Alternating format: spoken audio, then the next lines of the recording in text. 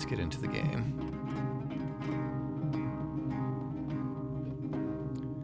Okay, is that coming up on the capture? There we go. And I've got to move it again because I was streaming blueprints before. One moment. Actually, yeah, hold on. Do this first. And then this. Also, I've been debating whether or not to put this side by side with my my little webcam in the upper right, so that like I'm not obscuring any of the image. Initially, I was like, oh, but I like having the game centered in the window, but I actually think it might end up looking better just doing it this way. Let me know in the chat or in the comments on YouTube if you have a preference. Doing it this way also makes it easier for me to make thumbnails and stuff that I don't hate. I even debated whether or not I wanted to switch over to the like 16:9 aspect ratio, but I already have my music piano demos overlay set to the 4:3 ratio, so I think I'm just going to leave it where it is. This is so much stuff that is not me playing the game. Let's actually get into the game, Ian. No, I don't want to update GOG right now. I'm streaming. All right. Let's do it.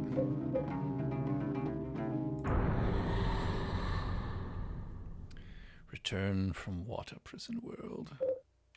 What the? What's going on?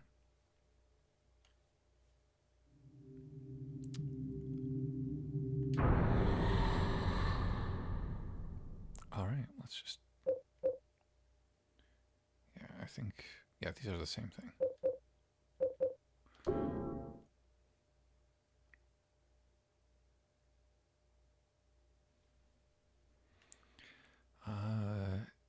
So last time we returned from the water prison, which was upsetting, to say the least. And yeah, there are a couple things that I forgot to grab from underneath the door. But to bring people up to speed for those who aren't already aware, Henry Townsend, trapped in his apartment in South Ashfield, and woke up one day and these chains were covering the door with the message, "Don't go out, Walter." And over the past few sessions, we have discovered the only way out of his apartment has been through a hole in the wall of his bathroom. And that hole has grown larger every time we've returned from one of these strange worlds that he goes out to. All of this seems to have something to do with a guy named Walter Sullivan, who was briefly mentioned in Silent Hill 2. There he was referenced as murdering 2 children, Billy and Miriam Locane. And in this game, we discover they were not the first and they were not the last. So last time we looked at this peephole and discovered Frank Sunderland and our neighbor Eileen Galvin talking, trying to figure out, okay, what the hell is going on in that apartment?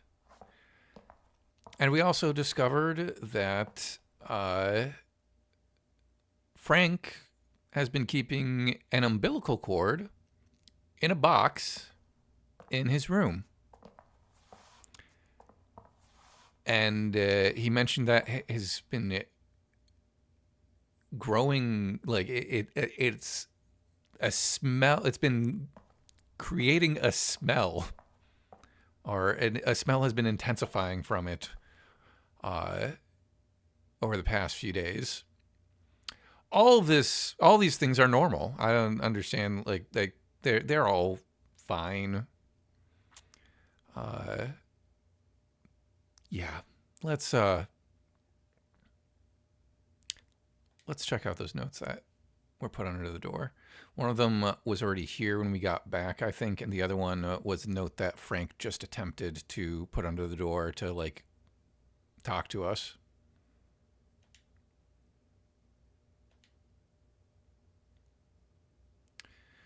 So this is from the Red Diary, a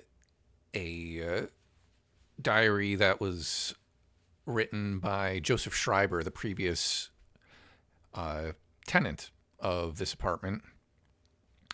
And he was an investigative journalist who was investigating an orphanage in Silent Hill called Wish House.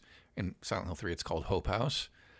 And it discovered that, oh, this orphanage is run by a cult. They do not take care of their kids. In fact, there's some weird monolith out in the water that is associated with it that we discovered is a water prison where they kept the children and starved them to death. Yeah, light topics in this game. And so intermittently, we've been getting these pages from Joseph Schreiber's diary that are giving us a little bit more of the bit more context to this stuff that's going on, and also giving us some hints as to things that might help us out, like this one. I found something that's extremely effective against the ghosts. It saved my life. It was stuck into the huge rock in the woods near the orphanage. It's a sword blade with a handmade triangle-shaped wooden handle that has some kind of spell written on it. As a weapon, it's heavy and hard to carry, but somehow it seems to change in response to the ghost victim's power. Strike when the sword is energized. If you don't reduce their power, your attacks will be repelled. As far as I know, there are only 5 swords in existence with that kind of power. It's extremely valuable. July 23rd.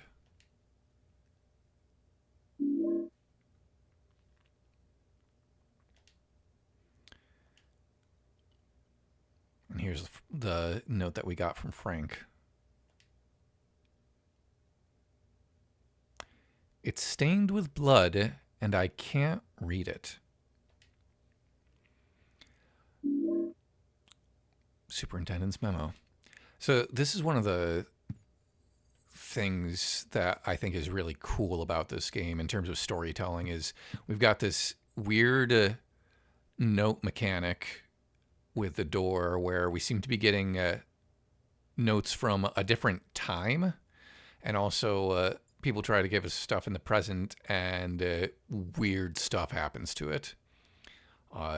There is this interesting cosmic horror element to Silent Hill 4 in particular, where it's like there's some time weirdness going on, there's some like space and dimensional weirdness going on, and then we've also got weird stuff like a hole that was dug into the wall that we can watch our neighbor Eileen through.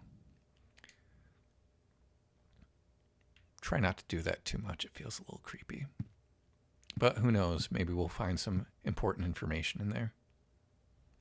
I say who knows, I knows, because I've played this game before. But I've got to keep the mystery alive. All right. Let's see. Anything new out here? Oh yeah, we got the kind of like sunset coloring in the skyline, which is kind of cool. Anything on the radio? Nope. Anything on the TV? Nope. Do we need to store anything away? We've got steel pipe, wine bottle, stun gun, pistol, and portable medical kit. I think we're good there. Let's check the laundry room real quick, make sure nothing's changed in there. There are tools and things on the ground. Looks like everything's fine in here, and I'm sure it will stay that way. It's a washing machine. I don't need that right now. But perhaps we'll need it later. Probably not. All right.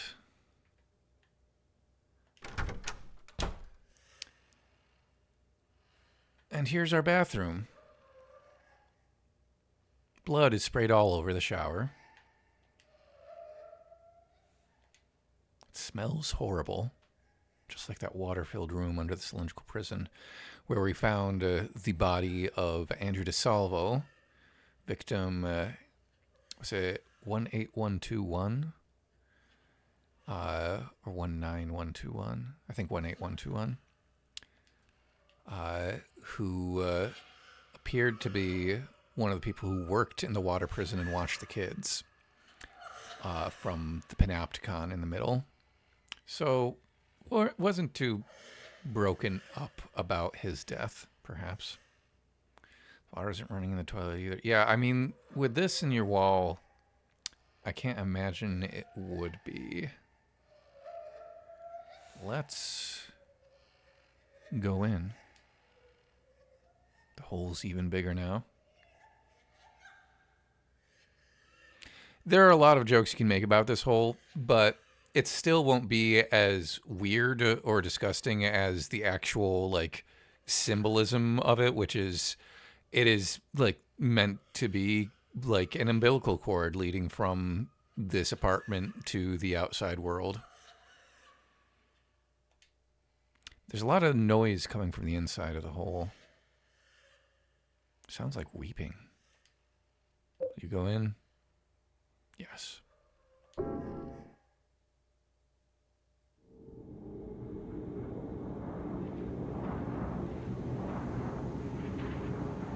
I was talking to Cleo about this the other day, how one of the ways that the original Silent Hill games create this sense of dread is giving you those moments where it's like, will you go in? Will you jump down the hole? And give you the illusion of choice. It's like, of course I gotta go in there. Why do you gotta make me stop and think about it?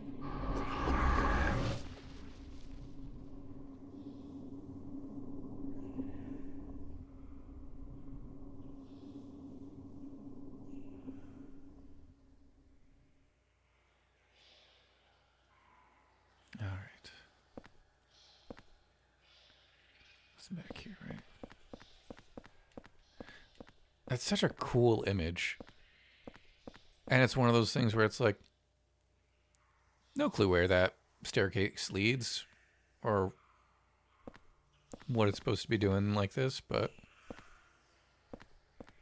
are we gonna switch camera angles? Yes, okay. And here we have one of, to me, the most bizarre creature choices in this game that you may have noticed hopping over the alleyway up ahead as the camera turned.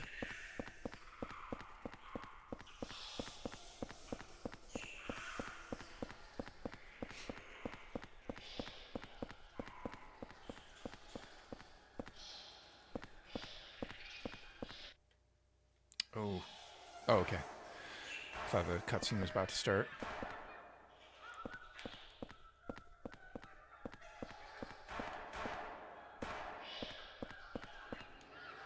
Can you hear it? What's a car doing here? Yeah, that's the strangest thing about this situation, Henry.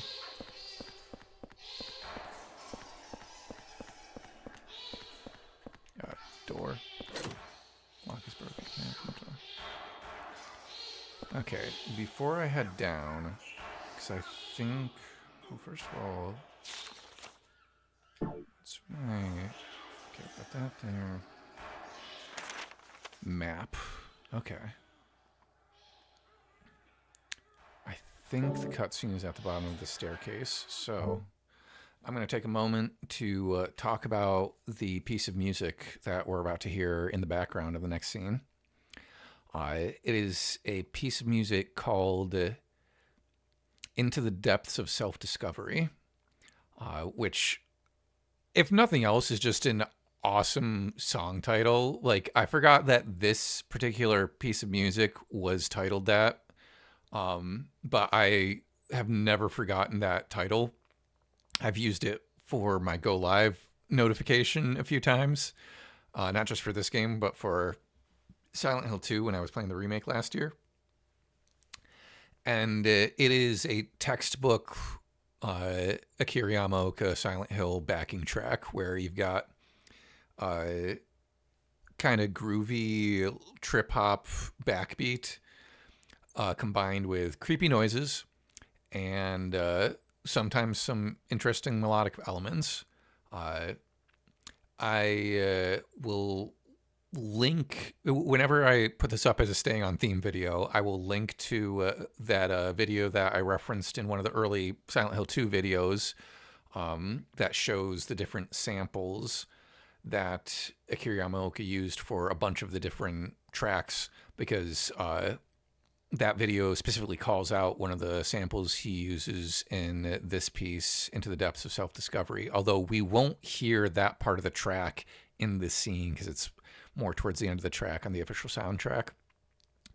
One of the things I find interesting about this piece of music and a bunch of the different ones on the Silent Hill 4 soundtrack, and also might be part of the reason that I have trouble like latching on to stuff in terms of like things that are memorable or thematic. My brain is all about pattern recognition. I think that's part of why I really dig themes and melodic material and harmonic material, recurring stuff, leitmotif. And there are few places in his piece of music where he's combining like beats and samples and keyboard stuff together, and there isn't as much of that melodic or harmonic material to latch onto, or he like it purposely obfuscates it at certain points, or maybe sometimes not on purpose. It's something that I've noticed about certain genres in the realm of this type of music, a lot of electronic music where it is less based on like traditional music theory and more on like vibes and atmosphere and that sort of thing, where people combine things together because they think they sound good together. Sometimes I get turned off because I'll hear something that I'm like, oh, that was clearly recorded in a different key than this other element they're using, and that's clashing, and that's kind of bothering me. But for some people that isn't, that doesn't bother them. Some people do that on purpose. Other people don't do that on purpose. But either way, it is absolutely a valid way to make music. It's just not necessarily the way that I prefer to make music. Akira Yamaoka is an interesting case because he does have that like music theory background. He's a trained pianist. He plays guitar, and I don't think he's completely disregarding that background when he's assembling these tracks. But for a track like Into the Depths of Self-Discovery, it does sound like he is going more based on vibes, and whether purposely or not, he is obfuscating what our harmonic center or our tonal center might be. I talked a lot in the Silent Hill 2 staying on theme videos about having a tonal center, and how the more that we get into the like creepier or more disturbing elements of a Silent Hill game, the more that Akira Yamaoka tries to obscure that tonal center. And this isn't a particularly like scary track, but it's definitely in that realm of like, oh, as the story and like all these like world jumping becomes more jarring and confusing for Henry, the music itself kind of reflects that. And that like as a song starts up, I was sitting down at the piano today trying to figure out, oh, is this what key is this song ultimately in? And it starts off with one sample that kind of gives you a couple of tones. And so I'm like, oh, maybe it's in this key. Maybe it's in C minor or something similar to that. And then the bass beat comes in. I'm like, is that an E or an E flat? Bass notes are typically more tough for me to hear. There's something about lower frequencies that I don't always latch on to, right? And then on top of that, he does introduce something that seems to establish more of a tonal center. Like there's more tonal clusters. Again, it almost sounded like C minor to me. And then there's a string part that feels like, okay, this feels like it's solidly in F minor. And it goes back and forth between like an F minor feel to an E flat minor feel. It's really interesting. Very briefly, I'll bring up my piano demos display so that I can show you what I'm talking about. Oh, I didn't even have to resize anything. It's just nicely put there. So let's do this. And, oh, I'm still on this other tone. Go back to my piano. Wait a second.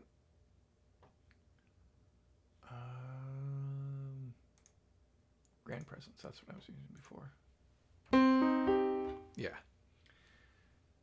So I'm doing this before the track because with the way that like the game is set up and stuff, I want to introduce these concepts so that you can hear them, and it's not like I can play along with the track, or this is more of a case of like, hey, I'm going to introduce some concepts to you, and then see if you can like pick them out as we're listening to it. How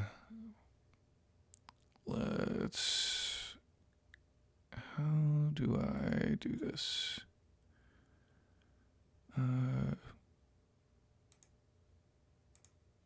Mute that person. But yeah, I think the first note that we hear comes in on like a G. It's this kind of breathy sounding tone that fades in, and then we get this bass beat that could be anywhere. It could be, it's just kind of adding a rhythmic percussive quality to the music. I'm just going to say it's C for the sake of not making people's ears hurt. Then we start to get this synth tone that comes in, and it's almost like doing this C minor tonal cluster kind of thing. At least that was the vibe I got when I was listening to it today. And then we have this other tone that comes in with like these, not orchestra hits, but these kind of like synth hits that,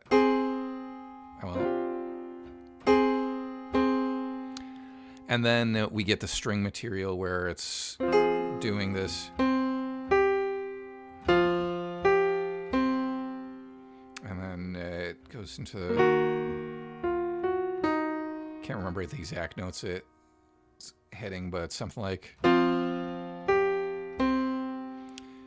playing around with these second scale degrees and minor chord feels, parallel minor chords that Akira Yamaoka likes to work in. And once again, we're in chords that he really loves for the Silent Hill games: C minor, F minor, even E flat minor.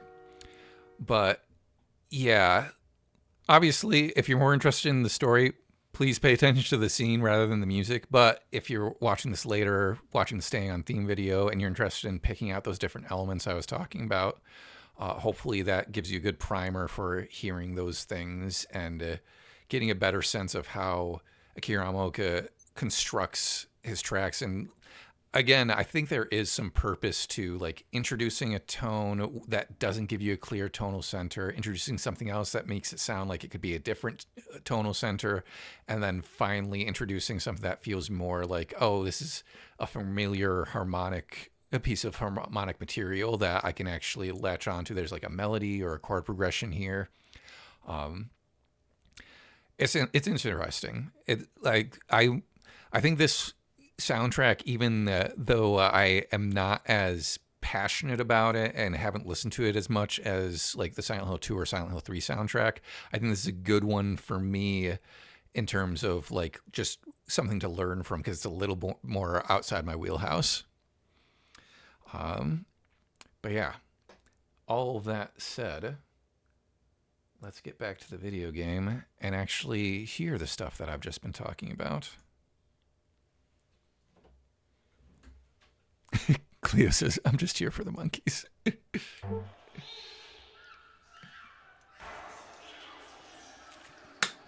Which we'll probably be running into shortly. I might have called the cutscene early. Yep. Walter, why are there monkeys? Yep, that is literally them, Cleo. And if I got a better shot of them, like we'll probably see a better shot of them soon from the front, and you'll see how they attempted to justify their presence in this game.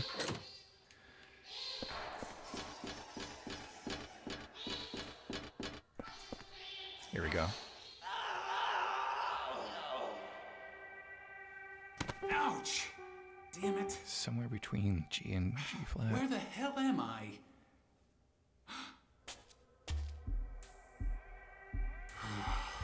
Drum machine. Real person. Hey, you're Weird the guy that noises. lives across from me. Yeah. There's that bass My beat. name's Henry. I'm Richard Braintree, from 207. What the hell's happened to us? That hole in this freaky world. There's the synth tonal cluster coming in. If you're here too,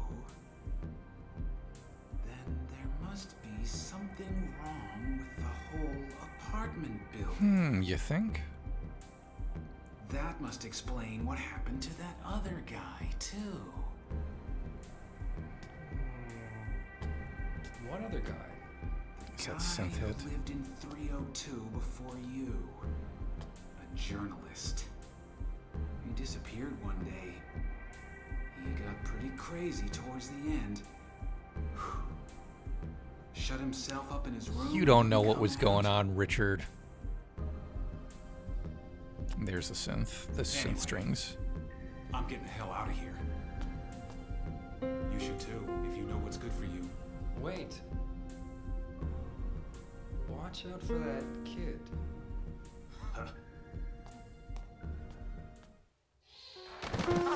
And monkeys.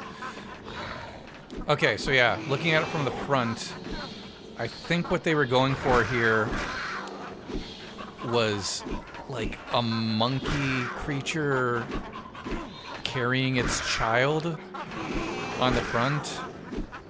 Perhaps. Maybe. That's one of the ways they try to justify it, because there was mention of that on the radio with the zoo, I think.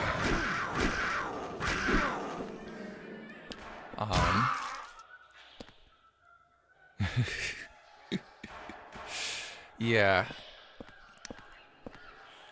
Yeah, they're weird and they feel very out of place. This feels very much like a case of like, oh, creature designers had a creature idea and now we got to figure out how to justify it, which generally they're pretty good about. But like in this game and in Silent Hill 1, I feel like there are a few situations where it's like, okay, we're kind of stretching it here. Okay.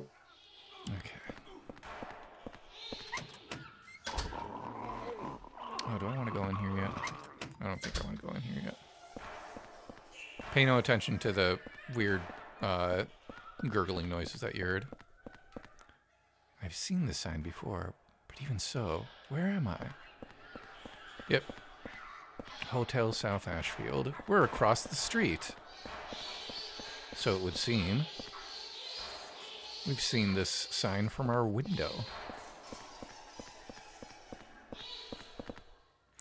Yeah, I was curious about that, Cleo, if Braintree would continue the serial killer trend with the names, and I was like, I didn't look it up myself, but I was like, that doesn't sound like, that sounds like a name I would remember if it was a serial killer's last name, and I don't, it's not ringing a bell.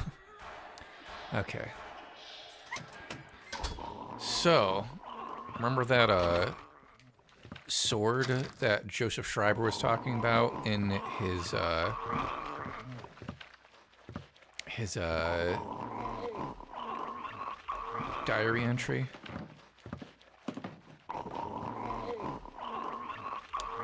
Someone didn't clean up after their birthday party. This is another area where I feel like I want to pay attention to the environmental storytelling a bit. And here we see... pretty sure that's Jasper. Jasper became victim 18121, I think, in the last session at the end of the or 17121 at the end of the Forest World. Cleo says there's a town, Braintree is a town maybe, sort of related to the Suffolk Strangler. Okay, maybe there. But yeah, Jasper has already become one of the ghosts. And that, if I haven't talked about it before, it tells you where these ghosts are coming from. Each of the ghosts that we come across is one of Walter's victims.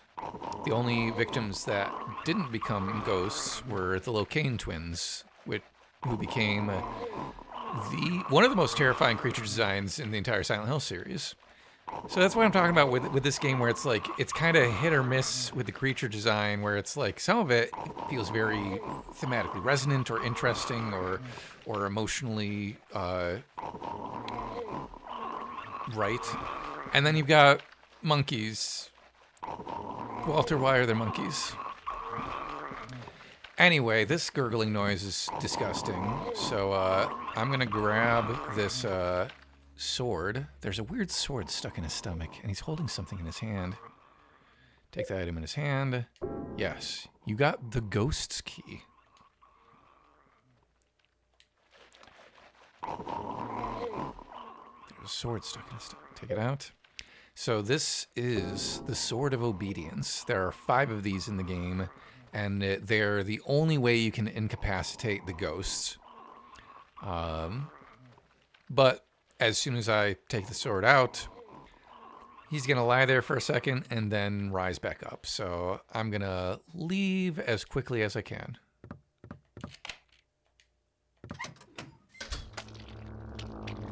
Oh.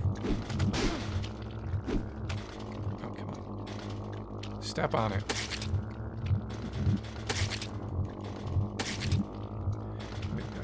Ghost on these stairs.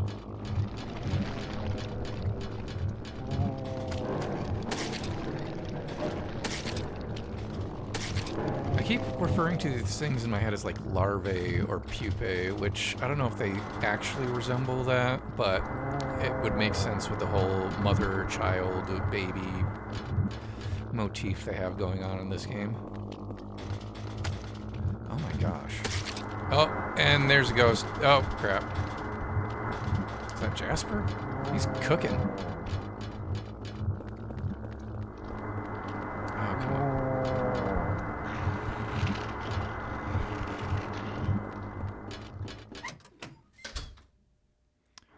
on. More ghosts. The ghosts visually are so cool, but they're so annoying on a gameplay level. Wait, what? Take the pistols, yes. Okay. Where are we? What the hell? Something reeks. Yeah, you're right in front of it. It looks like an animal skin of some sort. Where are we? Okay. Let's keep going. Sporting goods shop.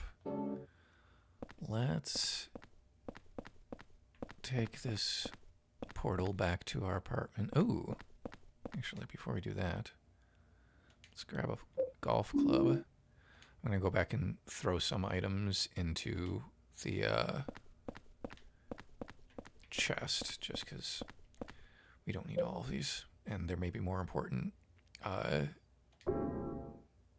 items to pick up later. Cleo says, I can't even imagine what a modern remake of this would look like. Yeah, The thing is, I think this is one of the games of the original four that would possibly benefit the most from a remake. This one and Silent Hill 1, I think, were the ones where it's like Silent Hill 1, it was on the PlayStation 1. Someone is knocking on my door, I'm aware. And then this one, because of the kind of haphazard game design, because there's so much interesting going on here with the story, and it gets undercut so frequently by weird gameplay decisions.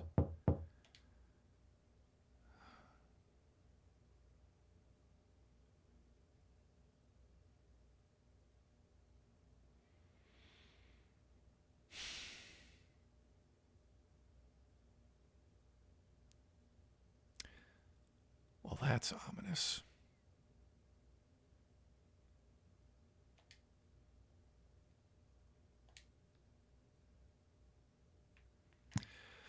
Well, might as well check on Eileen.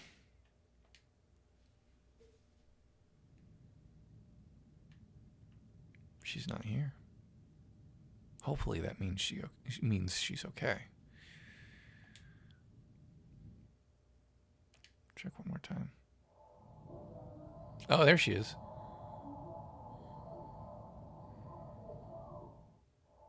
She seems fine. Oh, she's watching a horror movie.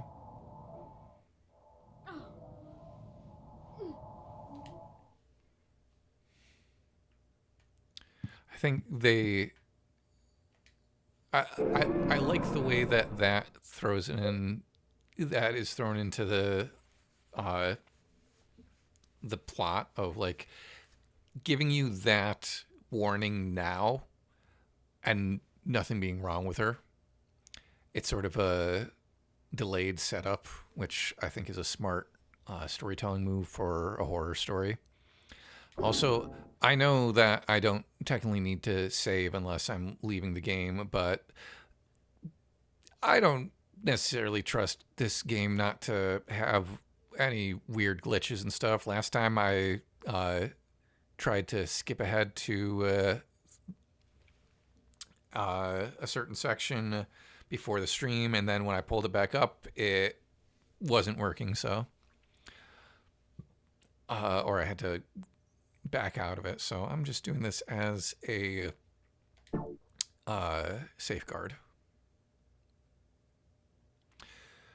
Someone was saying she might be watching The Ring or an homage / allusion to it.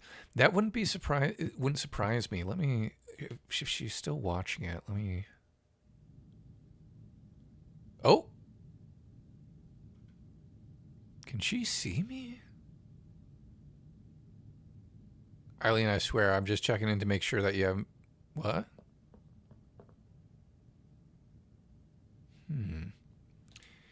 Yeah, it wouldn't surprise me if it was The Ring or even Dark Water, which I don't think the... wait, yeah, I think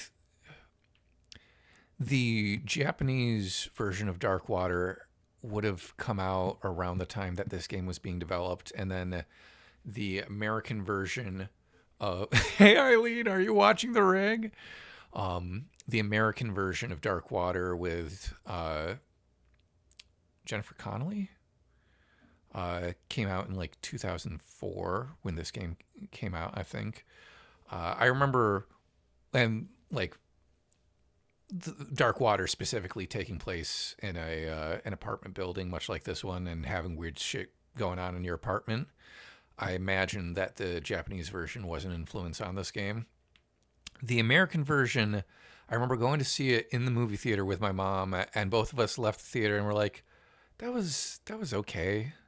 And then we found the original Japanese version on digital cable, and we were like, that was so much better than the American version.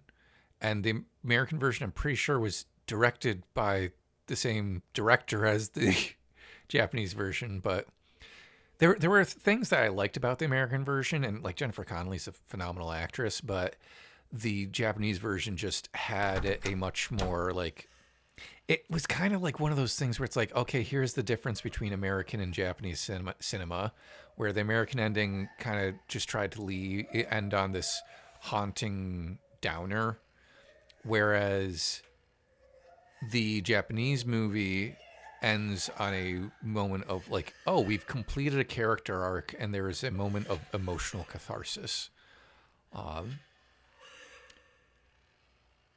More they like they prioritize like telling a good story over telling a good horror story, if that makes sense, while still telling a very good horror story.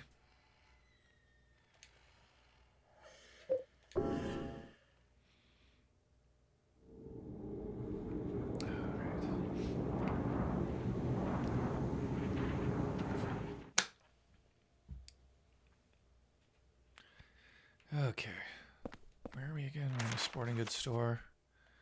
Let's start trying doors. Okay, that leads to a staircase.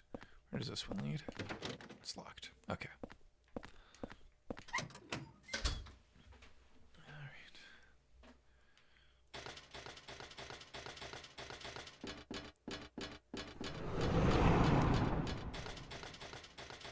Creepy noises. Also, never forget that not only did Akira Yamaoka do the music for the original Silent Hill games, he was also the sound designer. So we have him to thank for these creepy noises that occur in silence.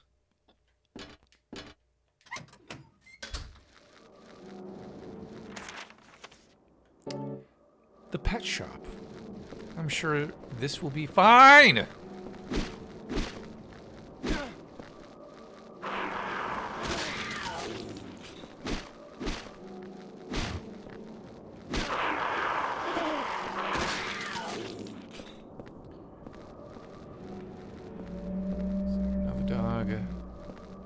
Another dog whose pathing has gotten a little, I'll put him out of his misery. Oh, fuck. Fucking bugs.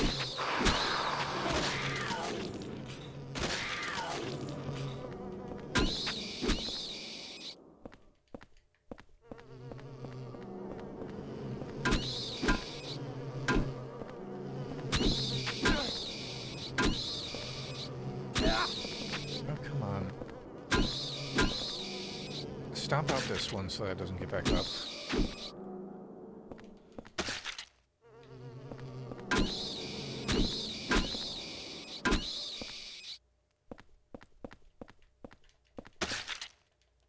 Cleo says, I can't prove that he was an influence on Brian Reitzel, but I wouldn't be surprised. Yeah, Brian Reitzel being the composer for the Hannibal TV series. There's definitely some of those vibes to his music. It's enough cat food for an army of cats. You found keys. Will you take them? Nah, I'm just going to ignore what is probably an important quest item in a video game. You got Albert's sports key. Hey, remember that locked door? Now we've got something we can use it on. Oh, I should have put the sword back in the... I didn't drop off any of my items when I went back, did I? I said I was going to, and I just didn't. I just saved. I checked the door, and then I saved. Hey, Eileen, have you seen a cat army? Oh, man. Anything else in here?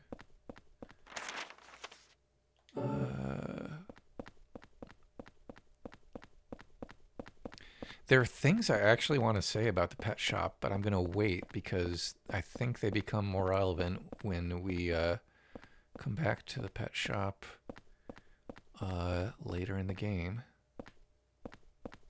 Is that door locked?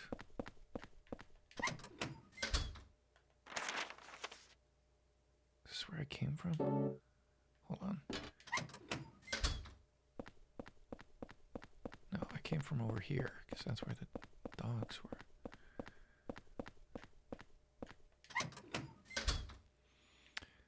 Right, I'm gonna go back up this way. Go back to the sporting good. Well, I might wrap my way back around to the sporting goods store if I go the other way. Best to keep moving forward.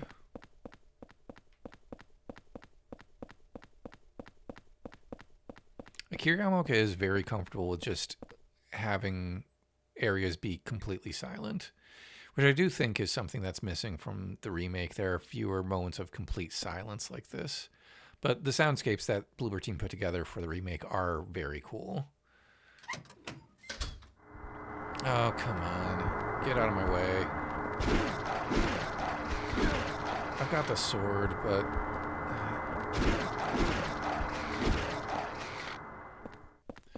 Come on. Let me past. Really want to save the sword for, like, places where I really need it. And we've got some Escher painting type stuff going on here. Non-Euclidean geometry. Lovecraft would be proud. We're on the ceiling.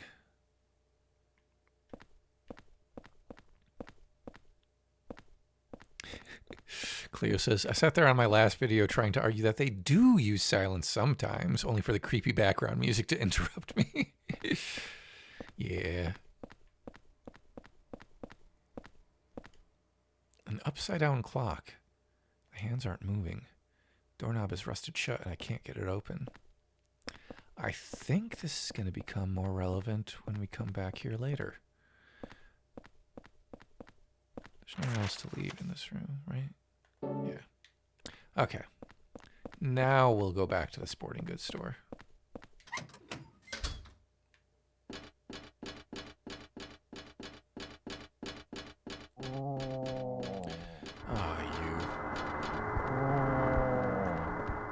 Peace. Okay.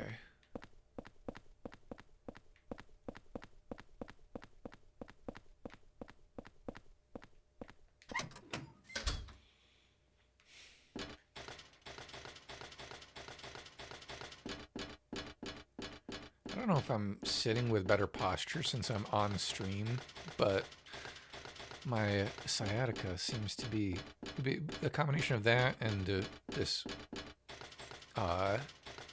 heated seat seems to be doing the trick. Okay. Well, let's use the key, unlock the door, and that gets rid of that in our inventory. Now let's go back and actually put some stuff into the chest so I have more room in my inventory to pick up important items, which I'm sure there will be many.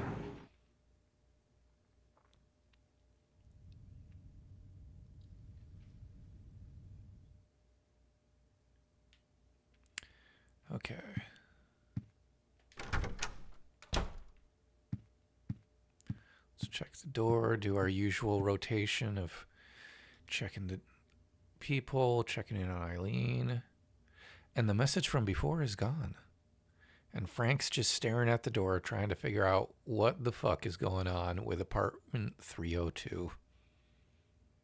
What did he ever do to deserve an apartment like this? Okay.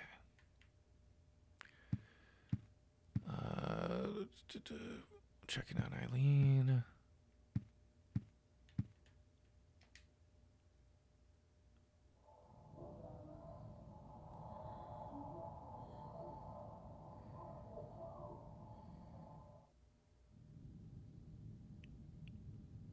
Eileen.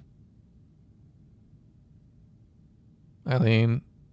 I know you can see me. Can you tell me if you're watching The Ring?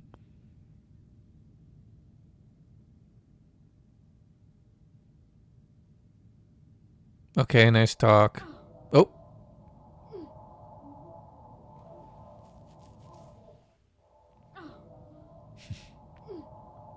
Yeah, I don't know if I'm going to be able to tell what that is just from the sound. Okay.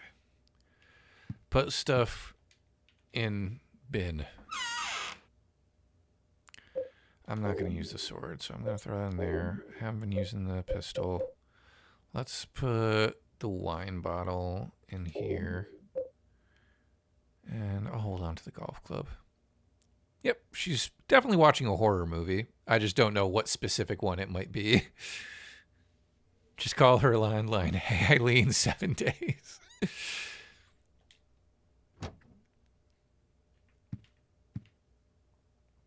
Okay. Once again, I'm saving, not because I need to, but because I don't trust this program not to crap out on me for some reason. So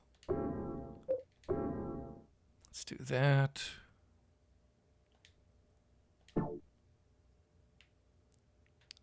Check out the window. Nothing out of the ordinary. Okay. It's almost 8 o'clock and we haven't even gotten to the apartment world yet, and that's really where I want to start digging into things. Building World, I was rewatching a playthrough today. I'm like, Building World is kind of uneventful except for the very ending of it. And Walter, why are there monkeys?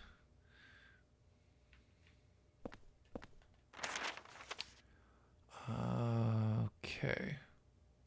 We just unlocked the door, so let's go through here.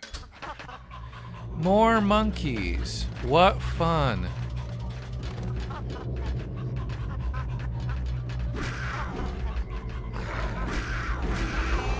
I should just equip the stun gun. They're really good against these guys.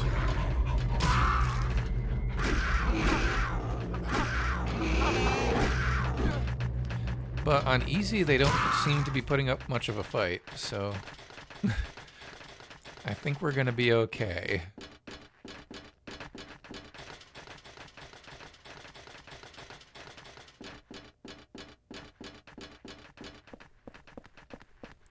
Oh, jeez.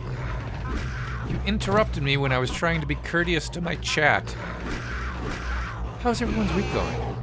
Hopefully you haven't been attacked by strange monkey creatures with abscesses on their chest that might be intended to be some sort of reference to a monkey child hanging off the mother's monkey chest.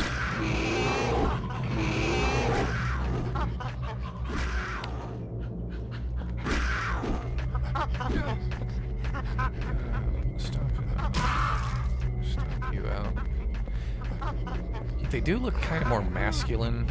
Oh, did it steal my golf club? I forgot they could do that. Huh. And can I not pick it back up? Well, oh, there we go. Huh. I forgot that they could do that.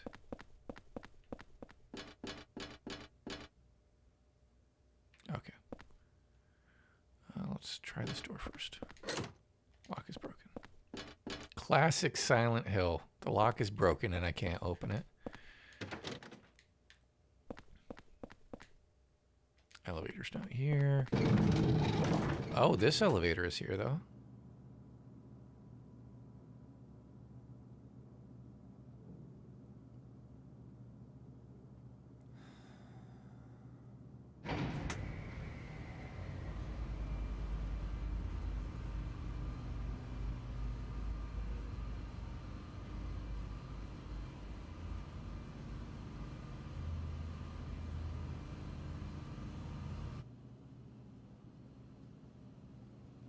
Kid he was talking about?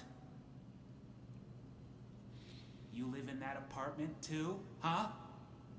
Say, you look a lot like a little punk that I once caught sneaking around there. Do you know something about what's going on? Hey, you! Stop! Richard, why are you brandishing a gun at a child? It's not a good look.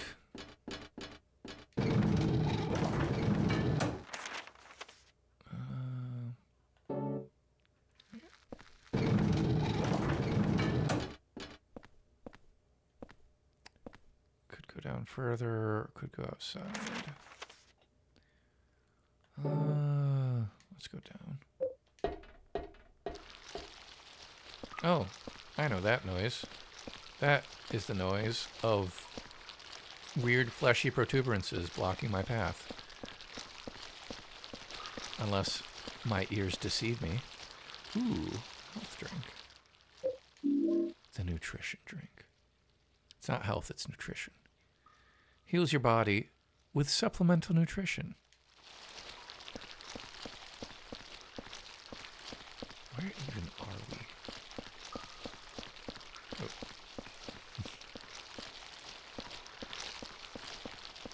There you are.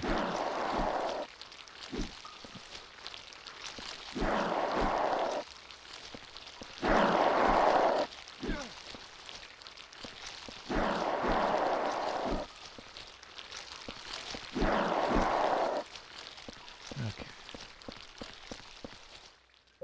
Yes. More monkeys.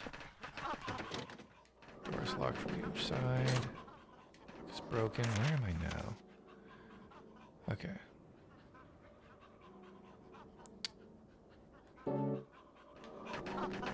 Oh, fuck.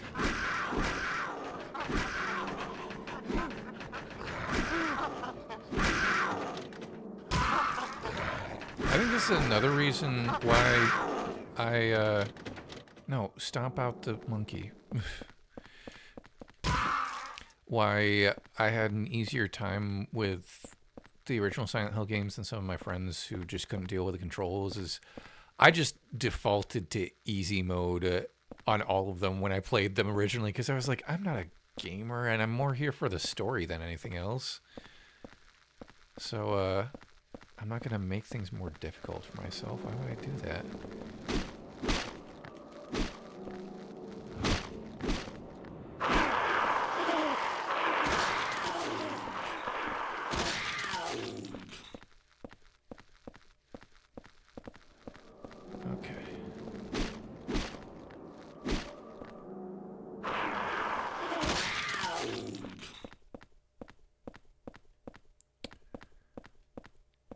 Just out of reach.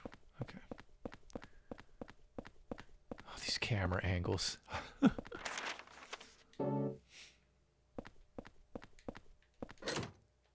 broken. There are other doors that I got checked. Hold on. Let's... Oh my gosh. Check this. Check this guy. Don't know if any of these open, but I just want to be thorough. Yeah, none of these are going to open. Okay. And now we know.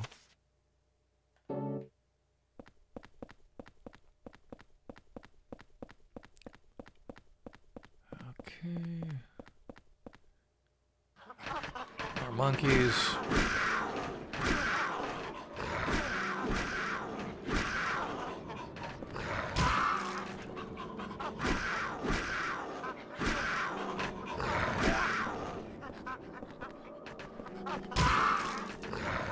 Ah, damn it.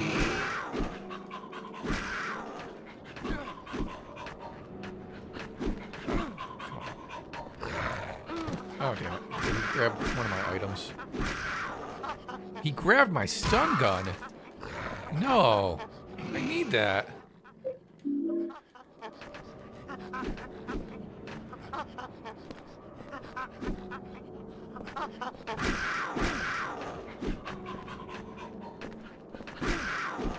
Of course, I haven't been using it.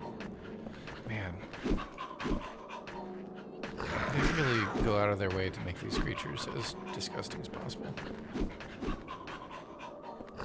This guy just did not want to, Oh, jeez. Come on. Come into my camera view.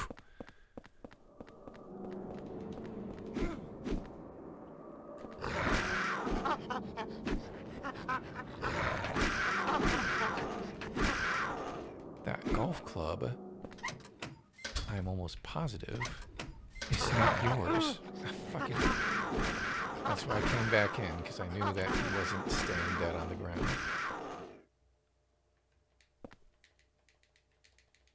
Can I stop him out? Is he dead now? Is he fully dead? Okay, can I go now? No, I'm not picking up the golf club. Again, we're on easy. I don't need a ton of weapons. I guess I might as well use the health drink. I really should stock up on this stuff, because later, going back to my apartment will not be as healing as it currently is. Like, what even is this texture?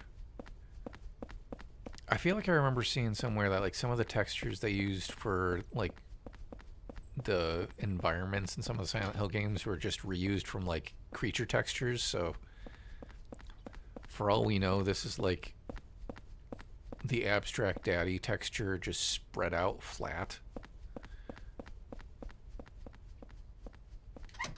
I don't know. Oh, where are we going? Walter, why are there so many stairwells? Why are there all these fire escapes? Yeah, that wouldn't be great, Cleo. Not my favorite thing to think about. Oh, come on. Fucking larvae things.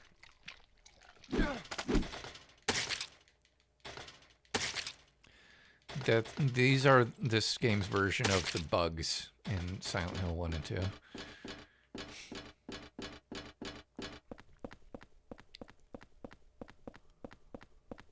Okay, where are we going now? I feel like when I was watching this playthrough earlier, there weren't as many places to go to. Okay, this is a place that I recognize. Die. Die. Axe. A rusty axe. A note. There's a memo here. Boss said that the number this time is the last 4 digits of the store's phone number. But the phone number is written right there on the sign on the roof. Anybody could see it from South Ashfield Street. Is that really okay? Diegetic puzzle hints. Really quick, I want to go back out and check the other doors. Okay, now I don't have to worry about them. Garbage, nothing interesting here. Okay, so that number is for the store. And I think I could remember it off the top of my head, but since the process here seems to be, read the note, go back to the apartment, then come back and go find the phone number and then come back. It seems appropriate to follow. And also, there might be a scheduled event with this return. Wish there was a way to zoom in. Hotel South Ashfield, Restaurant Fusilli. We've been on the other side of those signs now. But the light wasn't out. Bar South Ashfield, 3750. Somebody write that down. Okay. Let's do our usual rotation. Check the door. Frank, you gotta do something else. You gotta get over it. Staring at it isn't gonna make it change. It's not gonna fix it. Okay. Let's check in on Eileen.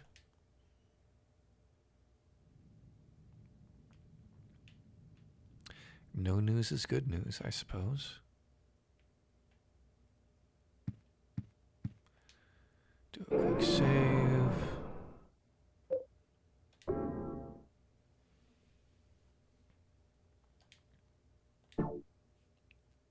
Let's drop some stuff off. What? Oh, what was that? Was that a balloon? What the fuck was that? I don't know if I've seen that before. You all saw that, right? Something rose up on the other side of the... Like, I saw it at the bottom of the window, and I was like, that must have just been a trick of the eye. And then I saw it again as it was going up, and I was like, wait a second. The only thing I can think of it being is a balloon.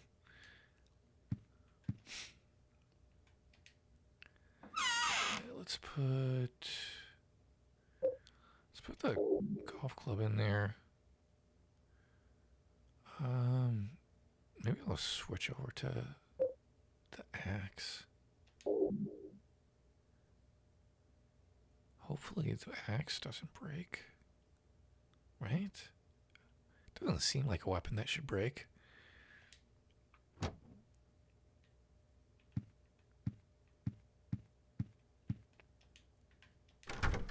3750. 3750.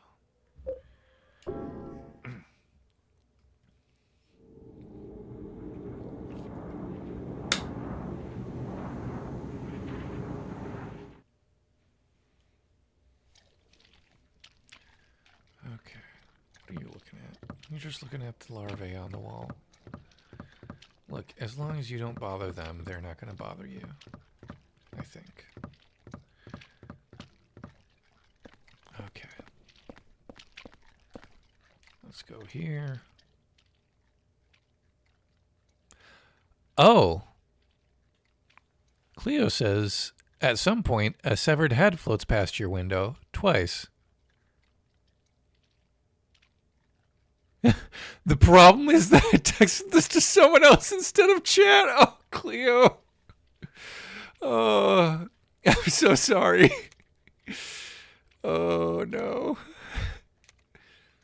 Hopefully that person was understanding.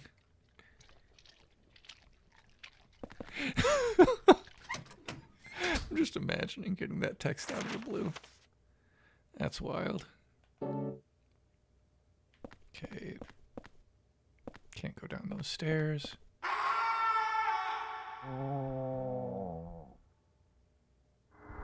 Okay. I thought that was who you might have texted it to. This is just run, run, run, run, run, run, run.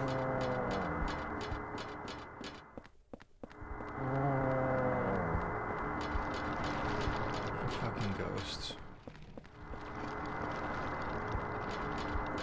Endless staircase. Maybe we'll meet our dead wife at the top. Probably not, because we're not James Sunderland. Silent Hill loves a long staircase.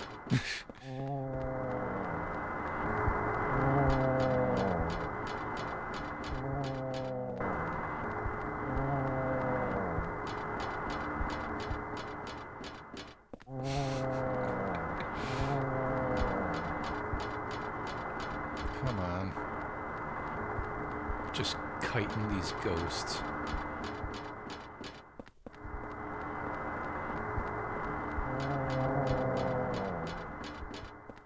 Okay.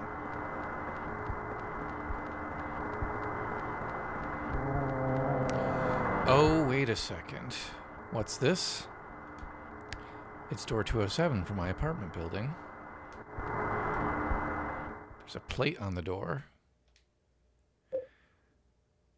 That bodes ill for whatever's on the other side of this. Because remember the last couple times we found a plate like this on a door? The Chaos Placard. All right. Before we enter this door, I'm just going to let you know, content warning for... I mean, at this point, if you've been watching from the beginning, you know that there's going to be death of some kind beyond this door. This one is, to me, one of the most disturbing ones in the game, though. for the sake of anyone who wants to be prepared for it, if you've ever seen The Green Mile, that will give you a little bit of a primer.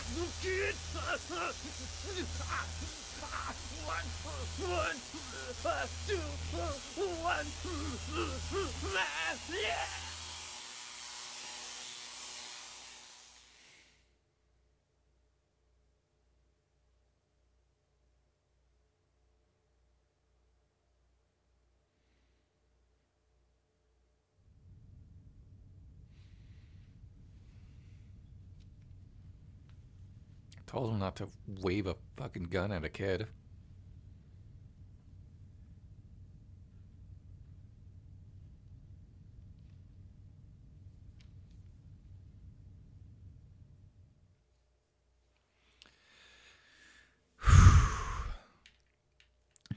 I was rewatching that scene today, and first of all, there's a man in 207 pointing his finger. He's pointing at room 303, Eileen's room?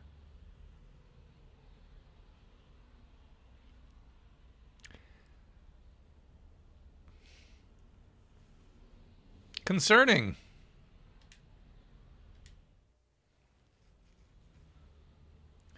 But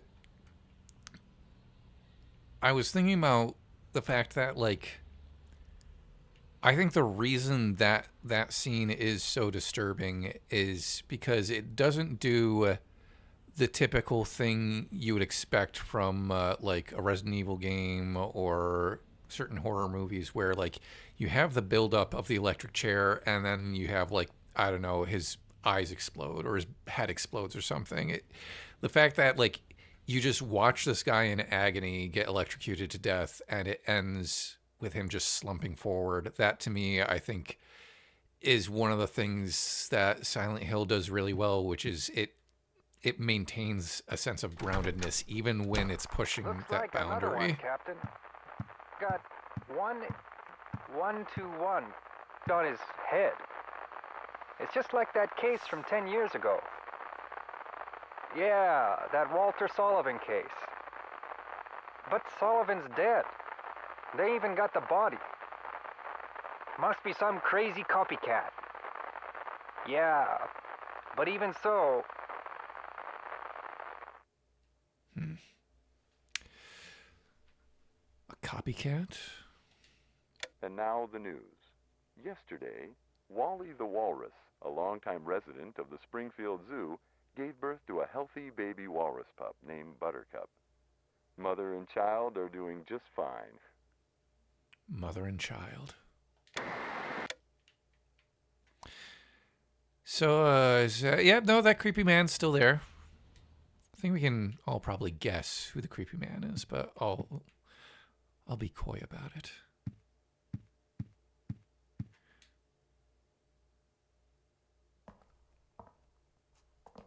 Hey, Frank. And another bloody handprint is added to the wall.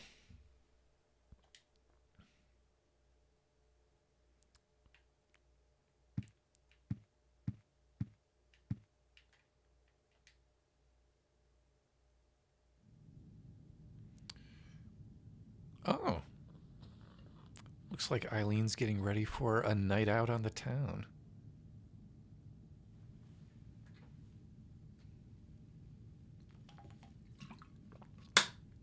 All right. Save.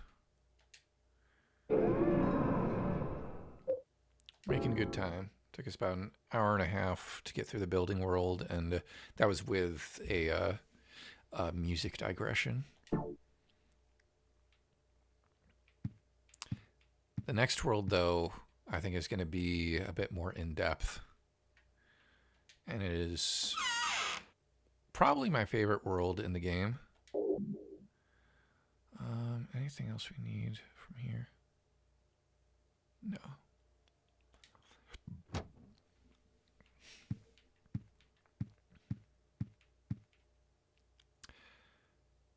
And now we'll see why I'm wearing this particular shirt today.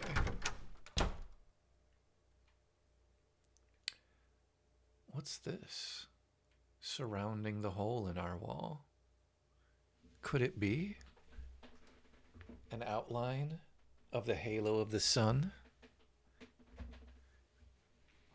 It's stuff like this where it's like, oh yeah, this was definitely being made at the same time as Silent Hill 3.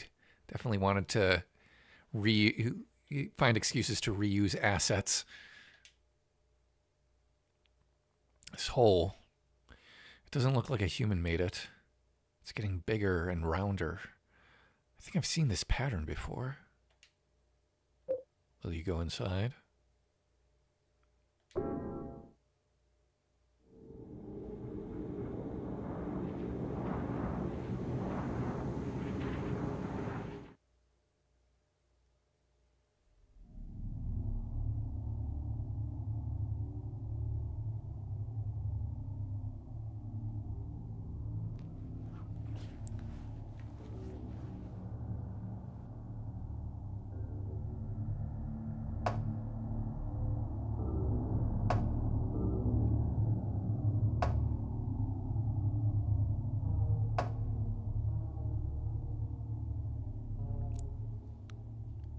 Sir,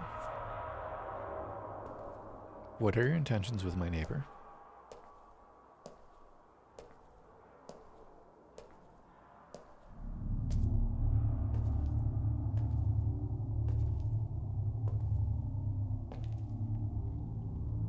It looks like my apartment.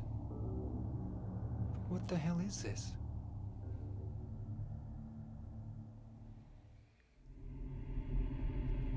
So here we see Silent Hill 4 and Walter Sullivan's version of the other world.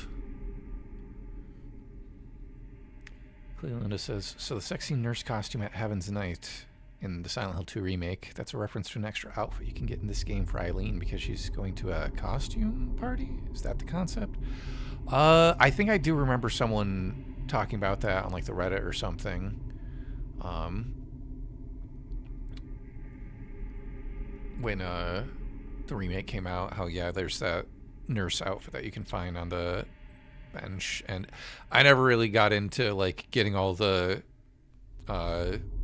costumes and extra stuff in the game, so I'm not as knowledgeable about that stuff, but yeah, that sounds right. Also, there's just such good imagery in this game. Like, you've got this fucked up otherworld environment, and then there's just this one area, this one door, where I keep referring to it in my head as creep, like the creep that the Zerg have in StarCraft, where the creep just parts way, and there's a small child knocking on the door.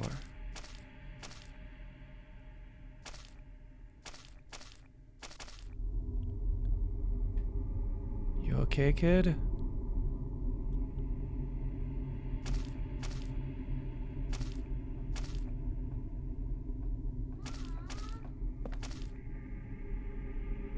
Mom? Also got some just dead creatures all over the ground. And here's where so 302, this is our apartment number. There seems to be something stuck underneath the door. This is the same way they show up under my door. So we're going to leave that there. But yeah, this is where I'm going to start to draw back the veil on the spoilers and stuff, and talk a little bit about some of my own theories and connections and stuff. These lifeless creatures littering the floor in this other world, they remind me quite a bit of when you enter Blue Creek Apartments' Otherworld in the Silent Hill 2 remake, where I think it's the first point in the game where you come across creatures lying on the ground lifeless, and they don't just get up to attack you. And I remember when I was playing the remake and I saw that, and it was also immediately after you met Pyramid Head and saw like his knife gouges on the walls and stuff. I was like, I feel like these creatures are just here for environmental storytelling.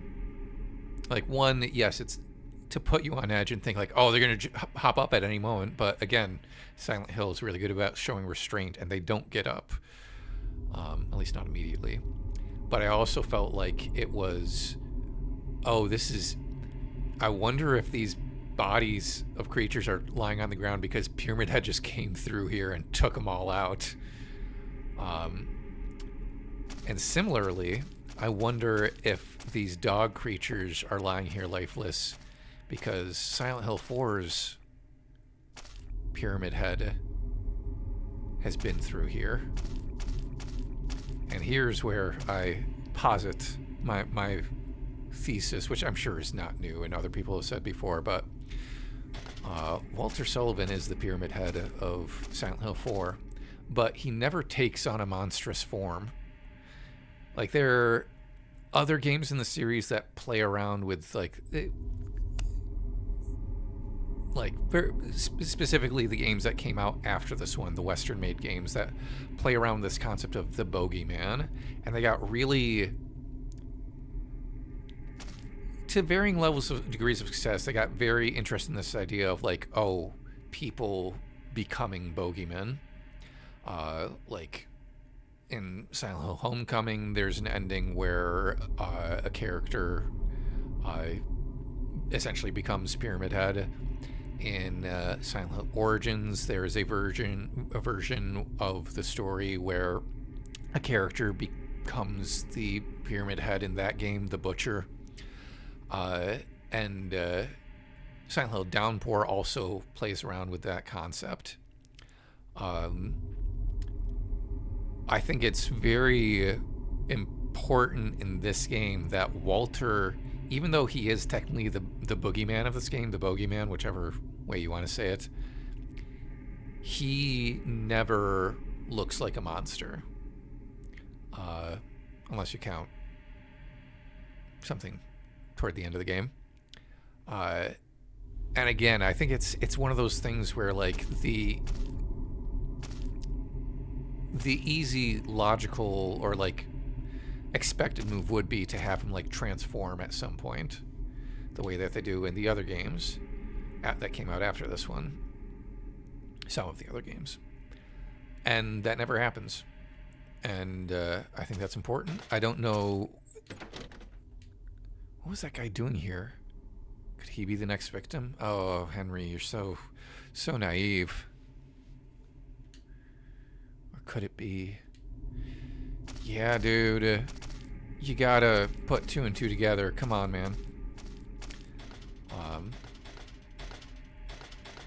I think it's one of those moments where it's like, if I had to guess, I would say like the whole thing with Walter is that like at the end of the day he is meant to be a human being, and yes yes, Cleo, people are the real monsters. Henry is the real himbo. Yes, he is, and we love him for it.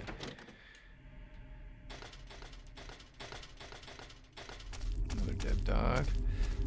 This version of the Otherworld is interesting too, because it's got like the colors and stuff, but I feel like the walls are more just like chaotic, nondescript fleshiness. Whereas in some of the other games or some of the other areas, it feels like it's a little bit more, there's a little bit more detail to it. I don't dislike it, it's just interesting.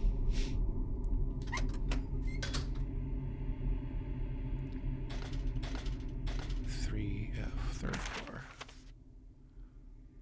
Okay. Oh, did I check 301? I'm gonna come back here anyway. I don't need to go back. Oh, hey, it's that guy.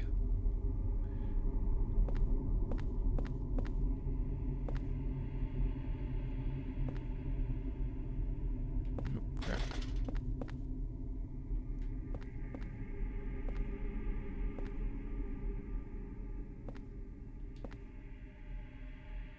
I got this from Miss Galvin. A long, long time ago. She was younger than me back then.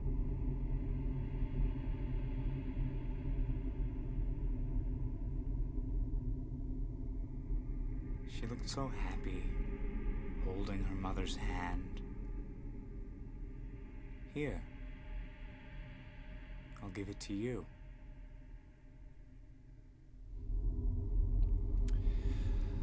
Now, you do not have to take the Shabby doll. The game actively becomes more difficult if you do take it. But in the spirit of exploring everything that this game has to offer, especially on a storytelling level, I am going to do this. I'm going to take this Shabby doll for all of you.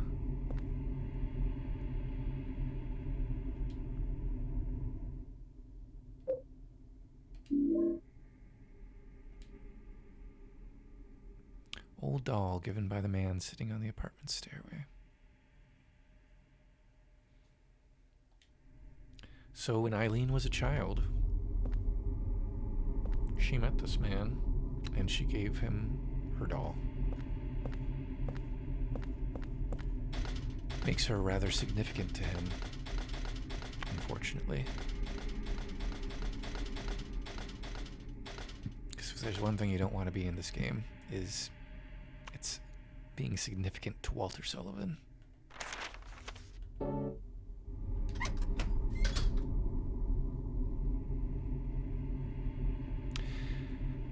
Cleo says, yeah, discuss the doll because chat talked Salome into carrying it, and then her YouTube comments were saying, that was mean, don't tell her that. So, to talk a little bit about the doll is another, in some ways, like, optional element of the gameplay in this game. It does nothing beneficial for you. It, like I said before, it actively makes the game more difficult. And what it does is, if you, I think it's specifically if you leave it in like the inventory in your apartment, or maybe if you just have it on you when you're in the apartment, it is what triggers the hauntings that occur in the apartment. Oh, I need to equip my axe.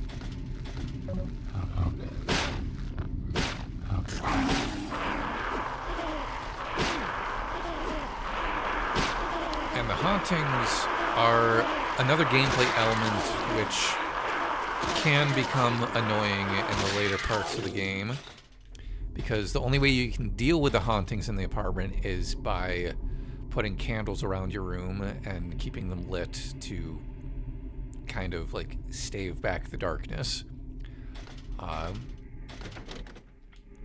And depending on what ending you want to get, you really need to stay on top of the hauntings. But they are also a very cool visual element of this game. So I want to show that stuff off to you guys when we get there, when it becomes relevant. Yeah, I don't like those noises. I would prefer not, Mr. Yamaoka.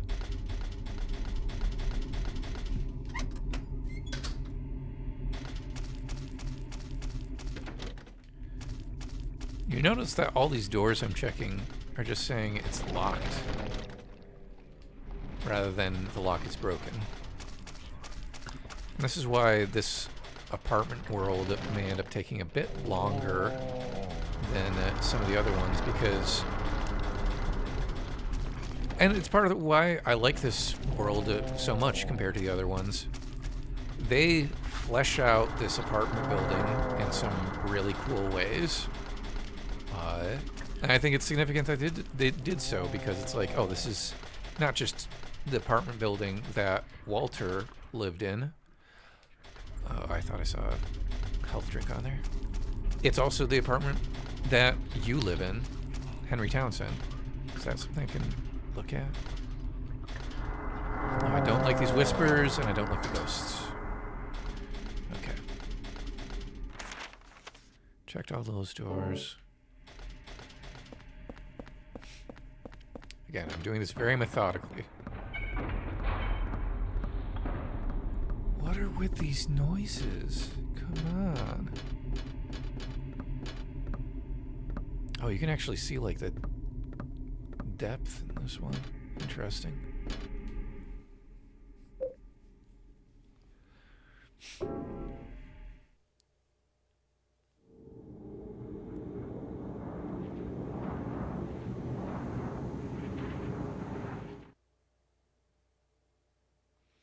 So yeah, Cleo, in a way, it could be interpreted as mean, convincing Salome to take the Shabby doll when she doesn't know what it does. But it is also, like, part of the experience of playing Silent Hill 4. And if you're playing on easy, it's a little bit easier to manage. Yeah, I don't remember having a ton of issues dealing with the hauntings in my original game, although I didn't completely purify the apartment, and so that did affect what ending I got.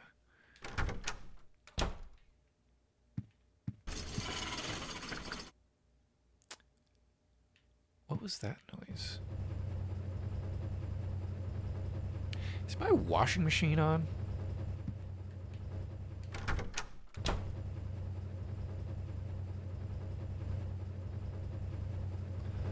Oh. What the hell is this? The dryer sprayed blood all over the place. Come on. What are we doing here? That's not great.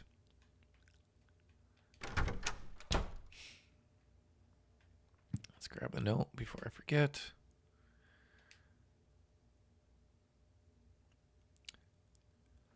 I figured out the riddle behind the numbers. 01121 is actually 1 out of 21. 01/21. In other words, 1 out of 21. So Walter was planning on killing 21 people, but he never finished the job. He was convicted for the murders of Billy and Miriam Locane, the 7th and 8th victims. Afterwards, he committed suicide in his jail cell. The grisly mass murder of 10 people shocked the world and came to be known as the Walter Sullivan case. There are two big puzzles here. The first is, what was the motive for the murders? Second is, why did he kill himself before completing his task? Was he simply insane? May 2nd. And the third question, why did the killings start back up after he was dead?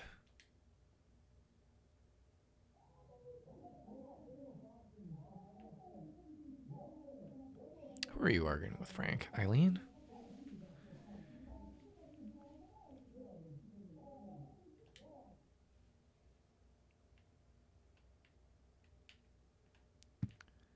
All right. Let's check in on Eileen. Maybe he wasn't yelling at her.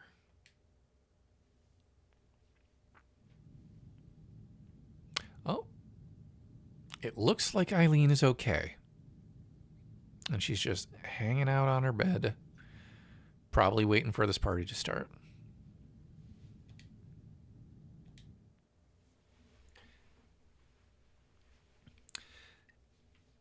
between that and the message, better check on your neighbor from earlier, is what we call in the writing business a rehearsal.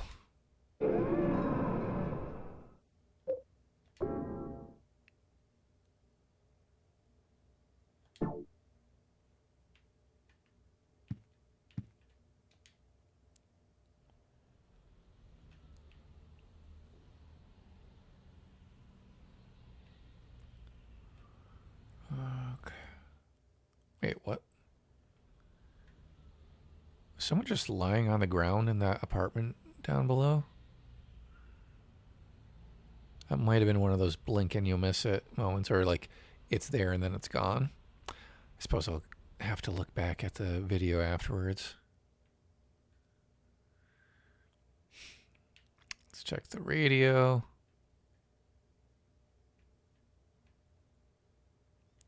Floor time is important.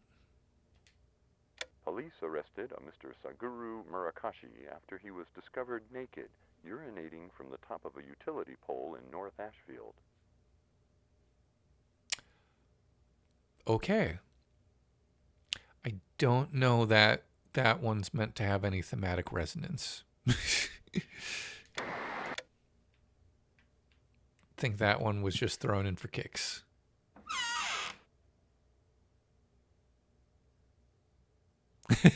So that's a crime now? What kind of world is this? I don't know, guys. What kind of world do we live in where a guy can't just urinate off a pole?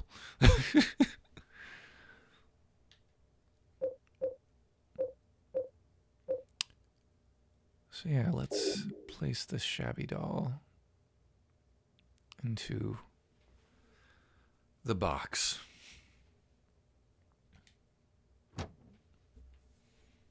Also good to see you, Lag Time Podcast.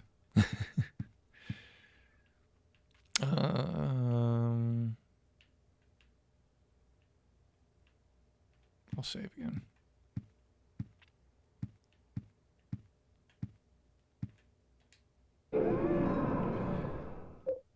Okay. So the last return from Building World is pre doll, in case I ever want to go back and not have the doll.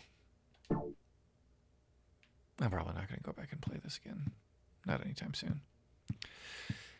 So my dryer sprayed blood everywhere. I'm pretty sure there's a guy stalking my neighbor, and it's not me, even though I am the one with the hole in the wall staring at her all the time. And yeah, now I've got this Shabby doll. And I'm exploring an alternate version of my apartment building that looks like hell on earth. What are these noises? These are the tenants' lockers. They're numbers 101 through 304. Okay.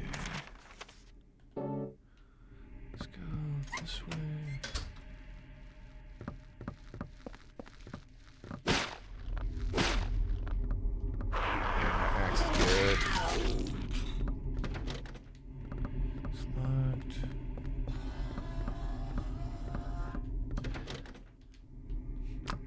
Now, that you better not be telling me that's Pyramid Head. Because that did sound like metal scraping on something. It's not.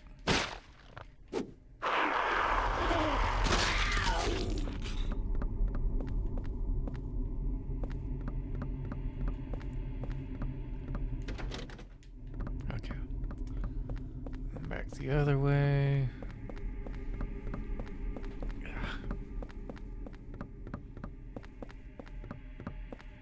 Creepy ambient noises. Akira Yamaoka always on point. Shut tight, it won't open at all.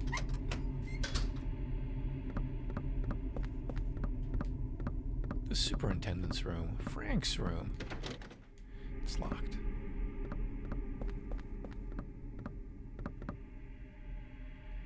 Is that a bike against the wall?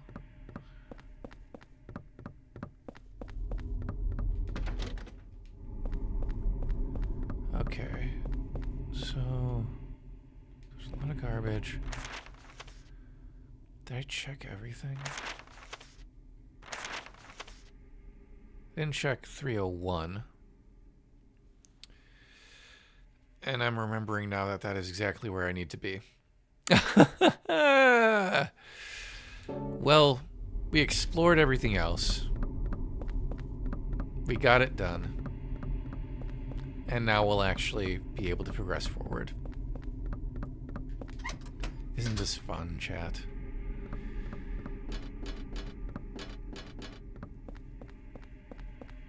Spending all the time in the world in our otherworld apartment building. This is, again, this is probably my favorite world in this game, particularly when we come back to it later in the game. It has one of my favorite tracks in the game, some of my favorite storytelling moments.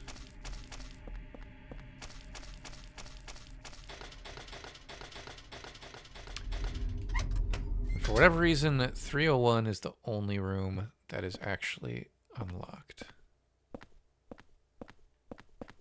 What are you looking at, Henry?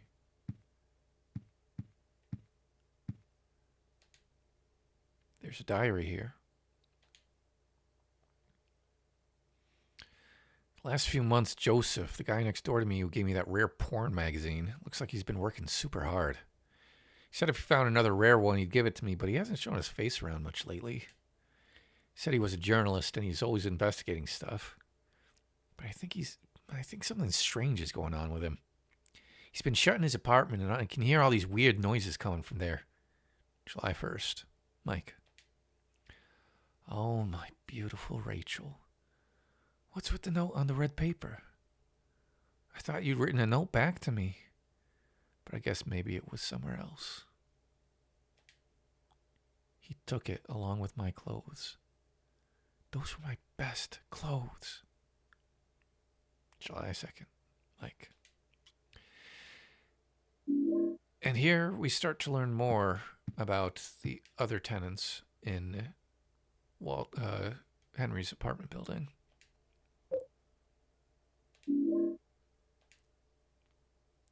Just red paper with nothing written on it. Stick it under room 302's door. Okay. Oh, and there is a safe spot in here. Let's check around here first. Got these weird, like, barred cages, almost like bird cages. This guy, is it the super? Looks like his face is crossed out. He was much younger in this picture. There's a key taped to the back of it.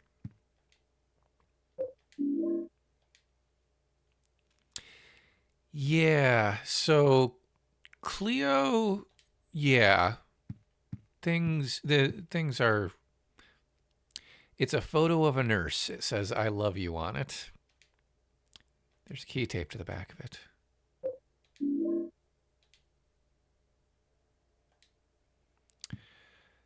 Not everyone in this apartment building is great. Oh, and here we have the article I read last time at the beginning of this stream. Teaching Despair, Wish House. I don't remember if that actually made it into the YouTube video. So if it didn't, here's for all the people on YouTube. This is an article that was in Silent Hill 3.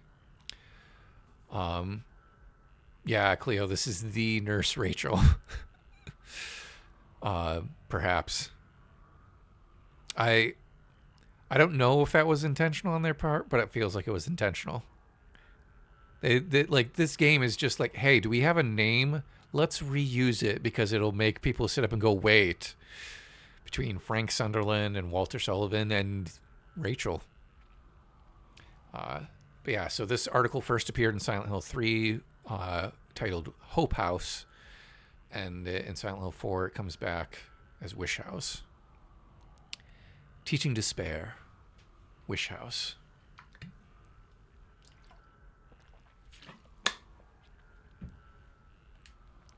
Wish House, an orphanage on the outskirts of Silent Hill. But behind its false image is a place where children are kidnapped and brainwashed. Wish House is managed by the Silent Hill Smile Support Society, a charity organization sometimes called 4S. It's true that 4S is a well-respected charity that takes in poor children without homes and raises them with hope. But at its heart, it is a heathen organization that teaches its own warped dogma in lieu of good religious values. Mr. Smith, temp, who lives near Wish House, had this to say. Sometimes at night I can hear their weird prayers and the sounds of children crying. I went there to complain one time, but they ran me right out. Since then, it hasn't changed a bit. In fact, this reporter was refused admission when he attempted to take photographs in the facility. What exactly do the folks at Wish House have to hide? During my investigations, I was able to discover, however, a suspicious-looking round concrete tower, which appears to be part of their facilities. Unfortunately, no one was willing to tell us what the tower was used for. But it seems unlikely that it has anything to do with the business of raising orphans. It may in fact be a prison or a secret place of worship. The cult religion that operates Wish House is known by the locals simply as the Order. It's a religion that is deeply interwoven with Silent Hill's history, but its worshippers' fervent belief that they are among the elite chosen people has a dark and dangerous side. I intend to continue my investigation of Wish House and the cult behind it. I've always believed that telling the whole truth, showing the children the true path, is our most important duty. Joseph Schreiber.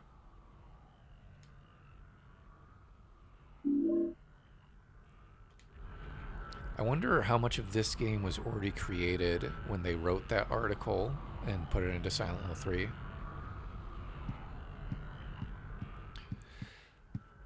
This article is also significant because it is the first note in any of the original Apartment World happens so much. It's the first note. Oh, there's a ghost in there. I don't want to go over there yet. I have things to say. It's the first memo in any of the games that actually puts a name to the Order, the cult that is in Silent Hill. And this is a controversial topic in the Silent Hill fandom where people will say like, oh, the Order is such a dumb name, or oh, it's not an accurate translation of the original Japanese. The word that they used in the original Japanese, it really just meant cult, and it should have just been like, oh, they just refer to it as the cult or something like that. But despite the difference in translation of Hope House versus Wish House, which I think is the only reason that the names are different in Silent Hill 3 and Silent Hill 4, the translation of the Order is consistent between the two games. And this is one of those arguments that you'll see not just in the Silent Hill games, but all across anime, where it's like, okay, what is the proper translation? What is the best translation of something that was originally written in Japanese and then translated into English? For me, this is the English version of the game. It went through whatever levels of approval the other English versions of the games went through, and I don't mind the cult in Silent Hill being called the Order. I think it's just as good a name as any other, and I think it's ominous enough. Oh, we actually get a picture of Rachel. You can even see her face on there. Interesting.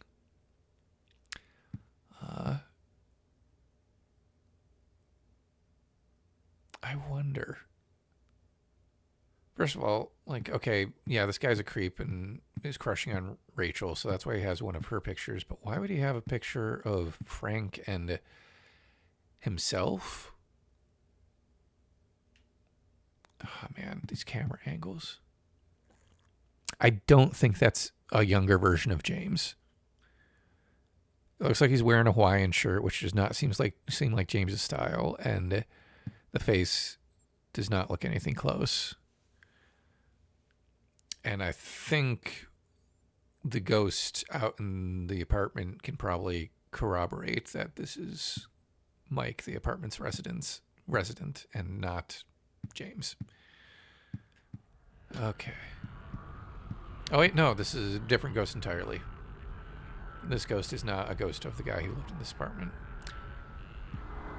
This is another thing that if we have time tonight, I'll get into at the end of the stream. If not, I'll probably do it at the start of next stream. So what items did I get again? I got the locker for 106, and then is that the superintendent's key? Or I gotta go back downstairs. That's the important thing. But they're similar to the Book of Lost Memories, which provided a lot of additional context for the creatures and lore in Silent Hills 1 through 3.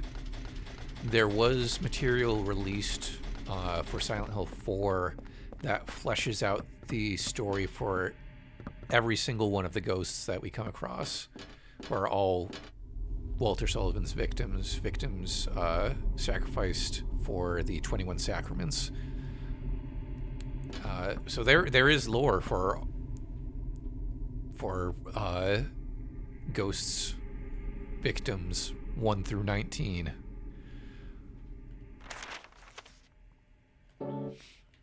Let's wait, I've got the locker 106. Let's check this out.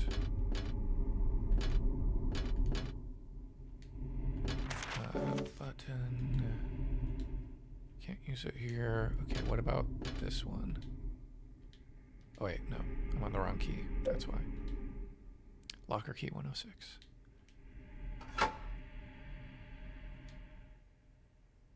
I love you, Rachel. Mike. It's filled with love letters from Mike to Rachel.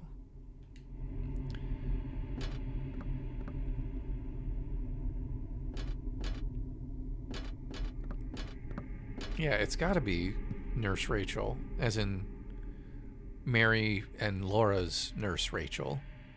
Because they wouldn't just name the character Rachel and make her a nurse and not have it be that sort of connection. Right?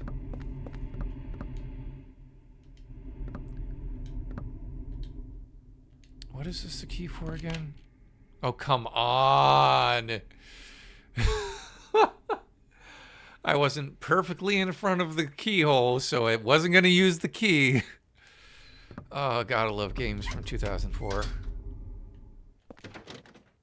So we are now in Frank Sunderland's room. There are barred doors. Henry seems to be looking at something. It's a diary. Yeah, and also specifically have Frank with flavor text about his missing son and daughter-in-law. Yeah, that's why this is such an interesting game in the context of the lore of Silent Hill as well, because they go out of their way to reference all of the previous games. Like, we've had references to Silent Hill 2 with Frank and now Nurse Rachel. We've had references to Silent Hill 3 with the Halo of the Sun and with the Wish House, Hope House article. And later on, we're going to even have some specific references to Silent Hill 1. So it really exists as this interesting nexus of all the lore that they put into the original 4 Silent Hill games. Oh, obviously, Walter Sullivan being a direct spin-off of Silent Hill 2.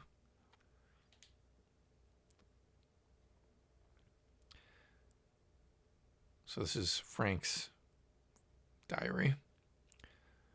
Red box seems even stranger today. It's giving off a terrible smell. It's disgusting, but I just can't throw it away. Must have been around 30 years ago. That young couple was living in the apartment, but one day they just suddenly disappeared. Ran off just like thieves in the night. I don't know why. It must have been money troubles, or maybe they got themselves into some kind of danger. Problem came after that. They left their newborn baby when they took off. I even found the umbilical cord.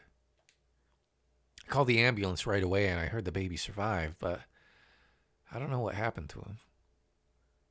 Although a few years later, I often saw a young kid hanging around the apartment. One day he just stopped coming by. But now that I think of it, I'll bet he was that abandoned baby. It's a horrible story, abandoning a newborn baby. That all happened in room 302. The umbilical cord I found there. Well, I still can't get myself to throw it away. The plot thickens. You put the superintendent's diary, parentheses, umbilical cord, in your scrapbook. Just so you don't forget what that diary references. Ah, it's a computer. Looks like an old DOS computer.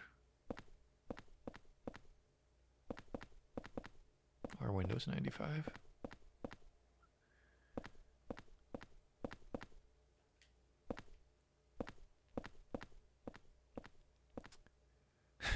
That's not weird. Who doesn't keep umbilical cords they find?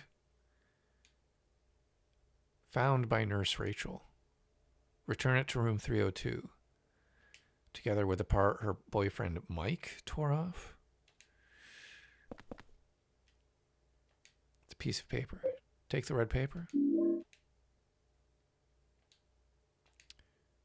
It's a torn piece of paper. Take the torn red paper. And now we get to participate in the timey-wimey quantum physics of transporting notes from other worlds into our world via the crack underneath your apartment door. This is what I was talking about, Cleo, when I was talking about the weird, like, time dilation stuff with the director's notes in the Silent Hill 2 remake, where it's like, this is kind of like that, where it's like, okay, when was this stuff written and when am I receiving it in the context of when it was written? I think most of the stuff that you find here is from the past, but it's still like, yeah, yeah, exactly. It kind of folds in on itself, these different timelines and everything. There are keys for each apartment here, and that's why all the doors are locked and not broken. Take the apartment keys. I get the impression that they were like, hey, the whole premise of this game is that, like, you're exploring you're living in an apartment building. It's a red box. Man, this thing really stinks. It's practically bringing tears to my eyes. That was not intentional. But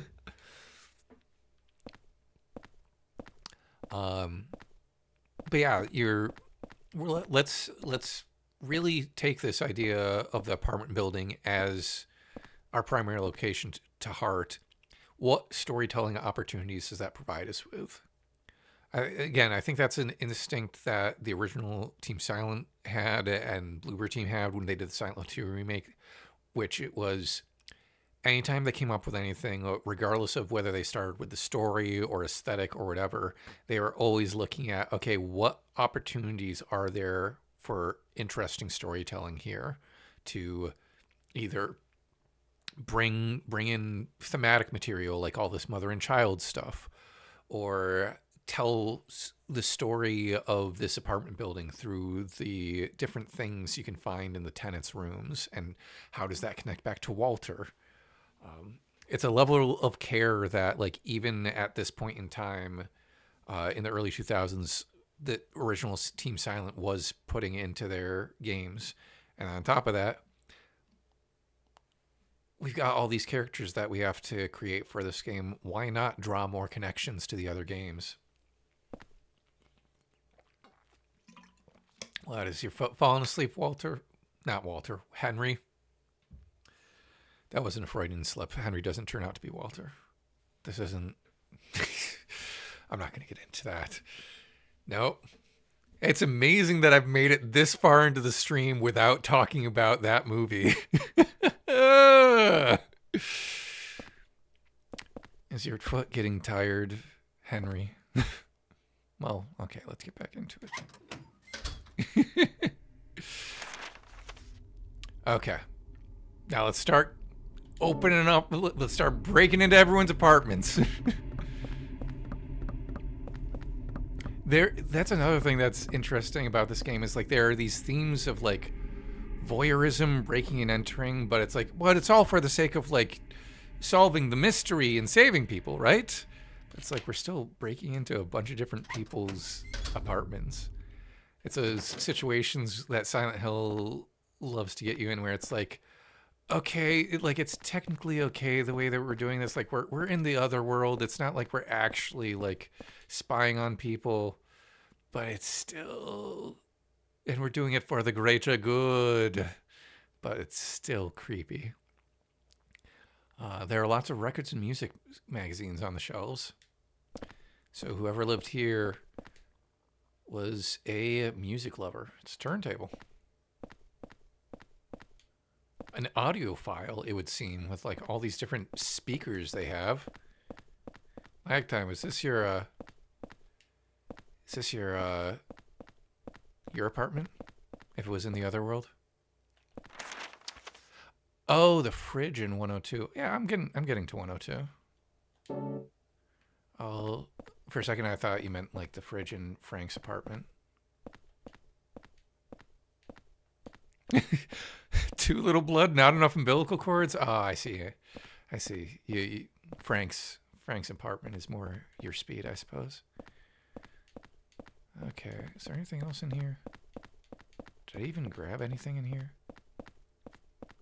Again, I said like, oh, it's cool that you can actually explore the apartments, and they actually like put some thought into like, okay, who is the person that lived in this apartment? What are they like? But there isn't much more to do in a lot of these apartments than just see some environmental storytelling. Yeah, I didn't pick up anything here. But we are going to go through each and every apartment because we are here to explore the world and lore of Silent Hill 4. And I just did like a triple rhyme unintentionally. That's how good a musician I am. Oh, I remember this apartment. It's got like a weird wallpaper or whatever. Yeah, I don't know that there's much else going on in this apartment.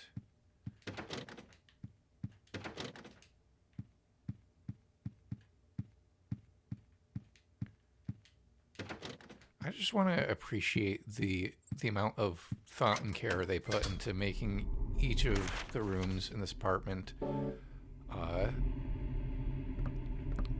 interesting and unique.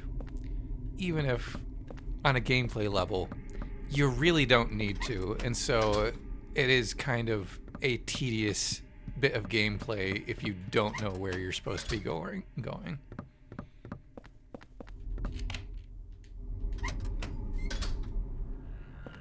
do we got in here? Is there a ghost in here? Oh, they're bugs. Ah. Come on.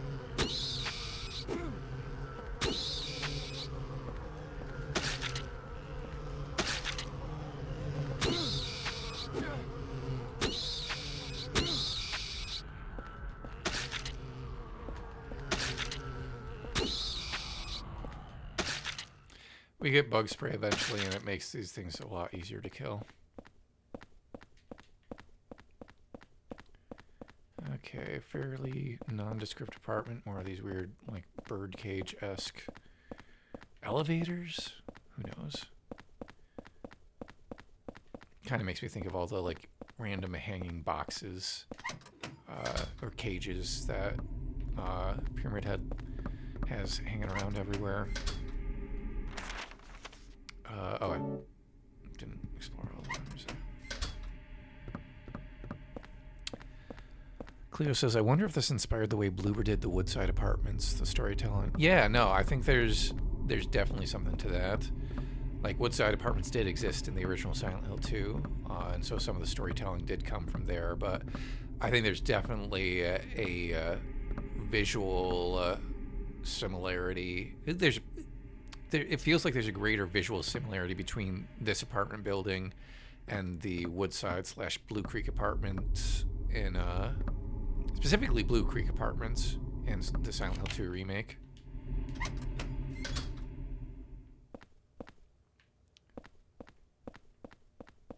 Because Blue Creek is where you're in the other world. Okay, nothing in here. Random fluorescent light. I think there is some text. Yes. Cordless fluorescent light is giving off an eerie glow. It's also interesting just to think about, like, okay, what was their motivation behind providing flavor text to the things that they did? Like the garbage that you can run into sometimes. I guess there's part of it where it's like, we know that the player's going to think like, oh, there's just this one fluorescent light in here. There must be something significant about it, so we got to at least put flavor text there. All right. Oh, yeah. I'm going to kill all these and then tell you what I think they are meant to be. If I'm remembering which apartment this is correctly. Why are all these in here? They're disgusting. So let's check the fridge. It smells terrible. Open it up. I don't know. It smells terrible, Heat Packer. I don't know if I should open it up. Oh, good. It's wrapped up in these torn, bloody jeans. Content warning. I mean, these games, at this point, you know there's going to be disgusting things in them, but it's the body of a dead cat. There's a torn red paper in one of the pockets. Yes, grab the torn red paper. The other half of that note that's torn. So yeah, I'm pretty sure furniture seems to be covered with some kind of animal hair. This is meant to be an old cat lady's apartment. I'm pretty sure I just squashed all her cats, or at least the otherworld version of them. Sorry.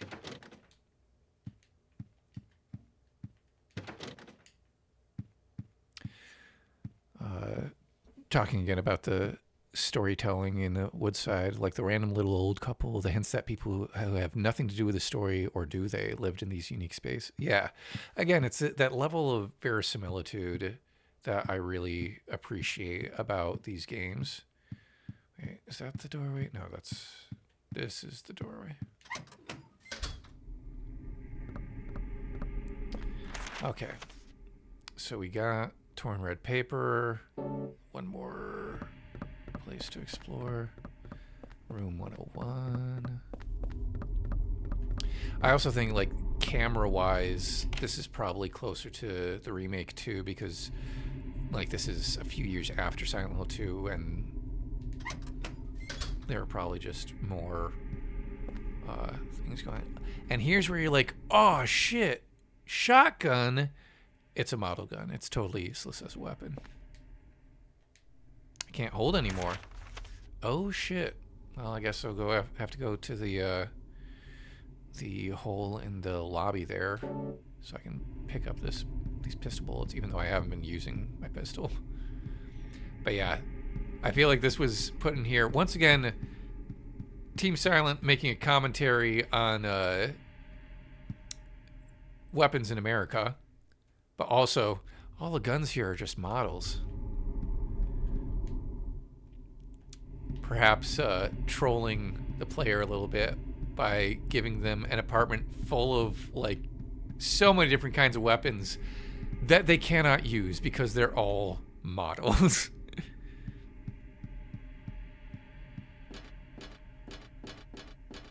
Also, in response to squashing the larvae cats, Cleo said, "Rip cat army." Oh yeah, the cat army that from the pet shop. That little bit of flavor text. Is there anything in here? Nope. Okay. In Ben Stiller's voice. But why gun models? Why gun models indeed.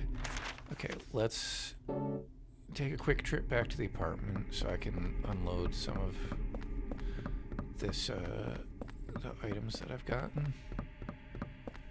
Again, this is another tedious part of this game where it's like you only have 10 inventory slots in a game where like picking up items beyond just like your supplies is important.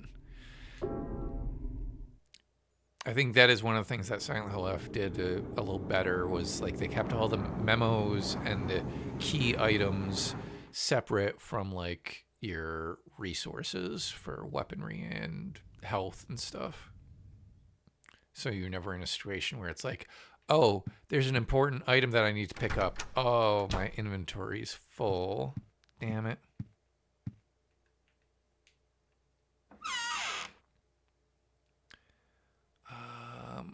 I need to hold on to the torn red paper, though. You know what? I'm going to throw the pistol in here. I haven't been using it. I haven't really needed it. And I haven't been using the stun gun either. I'm just going to use the axe. I'm going to hold on the onto the first aid kit just in case. Check the door.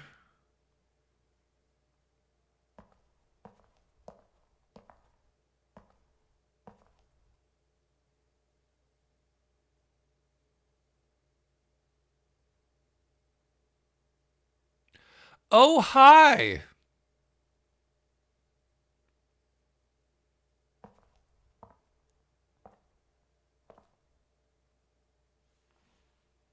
Good to see ya!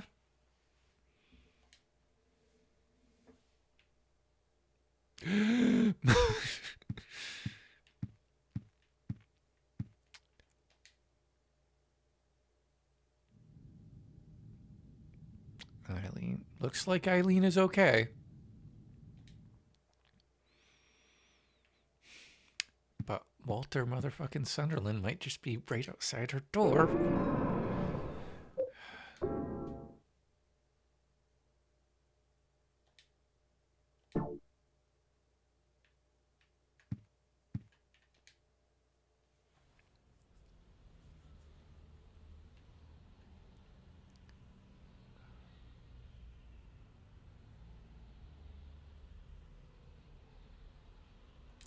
I don't know why. Cleo says, I don't know why I'm getting dollar store Brad Pitt vibes off Walter.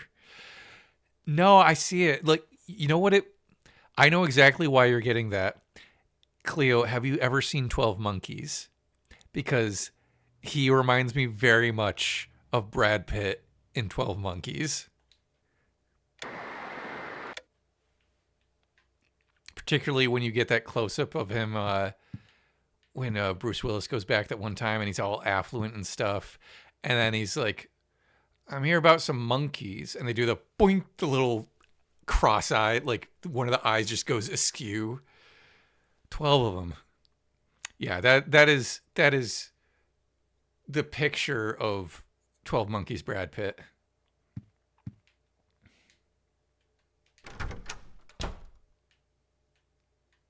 I should look that up. Maybe that literally was their influence.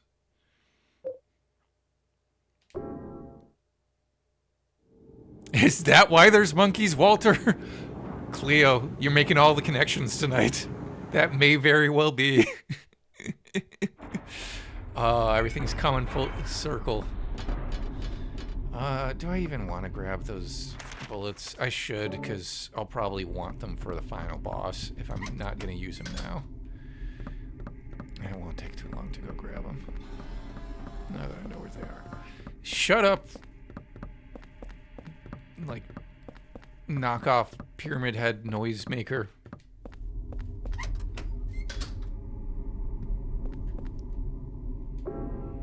No. Just take them.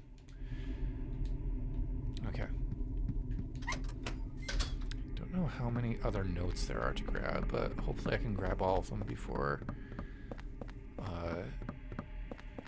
going up to back up to room 302. Okay, 922. I think we'll get through the apartment world tonight. We should. I did waste a lot of time checking all the doors to see if they were locked before checking the one door that wasn't locked, which is just textbook me. Thinking like, oh, I missed that one thing. I'll come back to it later. And it's like, oh, that one thing that I missed was exactly where I needed to be. Now that's an interesting kind of gate. All right, another home, another person that we're infiltrating.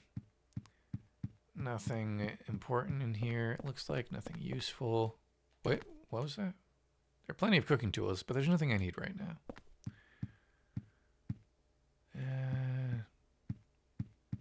Yeah, that's just a cool, very classic look, Silent Hill-ish looking thing. Okay. Oh, ghosts. Get away. Okay. Ow. Is there a door over here that I missed? Yes. 203. Not the garbage, the door. Come on. Are there more ghosts in here? Damn it. If you trap me in this kitchen, I swear. What's going on here? Looks like this is an alcoholic. So many bottles. All the bottles. Any doors open? Stay away! If I had the sword, I could stab him. What? It's a bloodstained shirt. There's a torn red paper in the pocket. Whose shirt?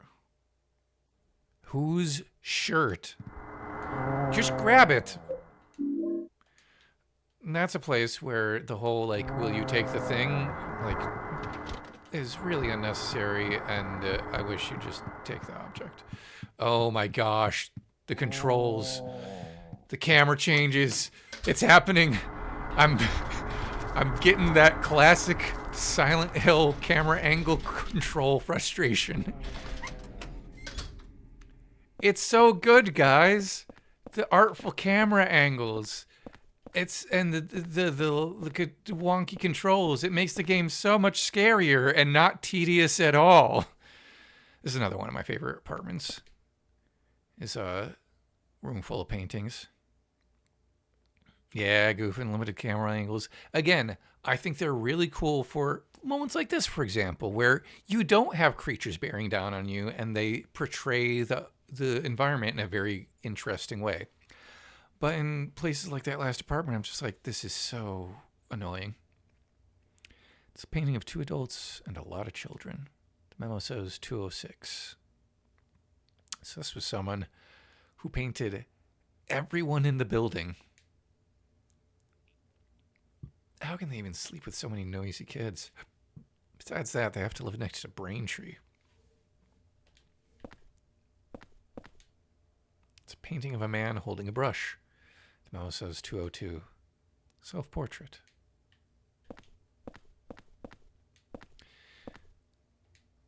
It's a painting of a nurse. On the memo, it says 106. My beautiful darling. Lately, she's been bothered by a stalker. Okay, so the artist is Rachel's boyfriend. Mike is the stalker. Yeah, goofing. I want to look and run where I want. I don't want to be pressing forward on the joystick and then as the camera angle changes, pressing forward goes in a completely different direction than it did in the previous camera angle. It's a painting of a plump woman. It almost says 204. She's always eating something. But I wish my girlfriend liked to cook like her. There's nothing painted yet on that canvas on the floor. It's a painting of an old couple. It almost says 304. A nice, sweet old couple.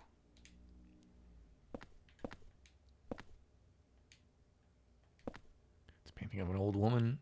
Painting of a woman holding a cat. It almost says 102. She loves cats too much and missed her chance to get married. So this guy's a little judgy, a little bit. Saying one lady eats too much, saying a cat lady loves her cats too much. Kind of felt sorry for her while she was mourning for one of her dead cats. Got the art supplies. Oh, who's this guy?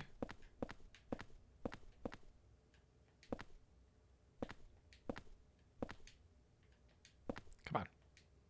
It's a painting of a young man. Memo says 107.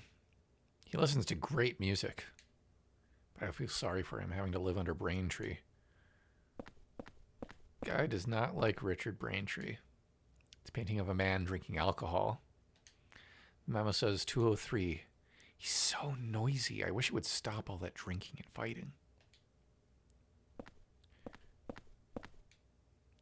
This must be Richard Braintree.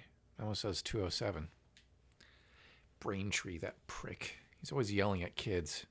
Especially that weird one that hangs around. But he took Mike into his apartment and peeled his skin off, so he's my hero. Holy shit, I had forgotten about that detail. Fuck. Okay. Is it possible to get jump scared by text? Is right, Cleo. Oh, man. Another one of those situations where it's like, okay, yeah, Mike was a creep, but, peeling his skin off? It's a painting of a man with a gun. Oh, it says 101. A gun maniac. He's always coughing from his cat allergy. Hey, Plaza, welcome to the stream. You're very welcome to lurk. We are in the Otherworld apartment building, the apartment world of Silent Hill 4, and we are in the room of an artist who painted everyone in the building and had some very judgmental opinions of them.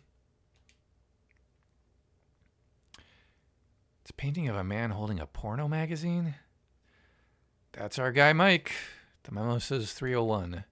That perverted stalker, he got what he deserved.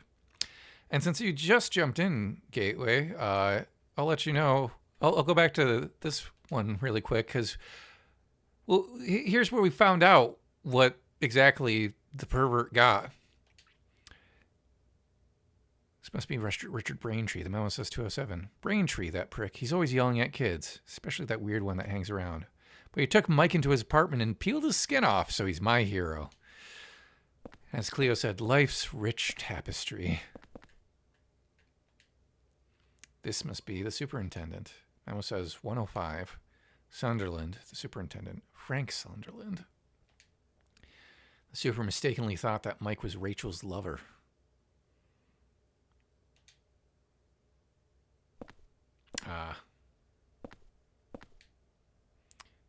Must be the guy who plays video games. Memo says 205. He's always shut in his room. It looks like he has lots of weird interests. I heard he tape recorded Mike getting beaten up by Richard. Man.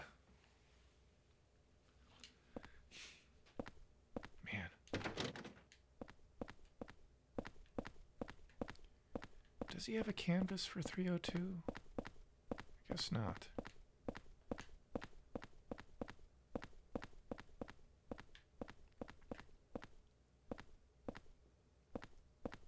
Checked out all the canvases, right?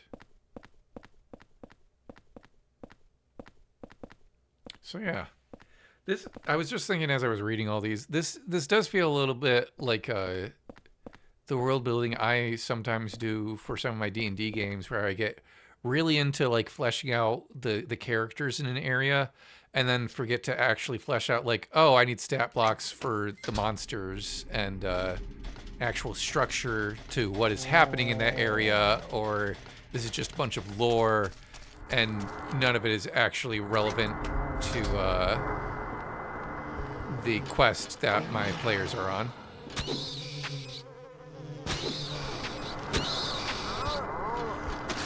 But it's still cool. Oh, jeez. It's the lady with the hat. She was in one of the ones upstairs. Oh, get away from me. She was in Mike's room. I suppose ghosts can go through walls. Oh, it's more blurry writing that we can't read because it's not our second time around yet. That's all the signs in this room. Was there anything useful in this room? I don't think so. I think this was just a place for me to lose health and get attacked by a ghost. Wait. That's where I came in? Is there another door? No, okay. Just a ghost. I don't need to be in here any longer.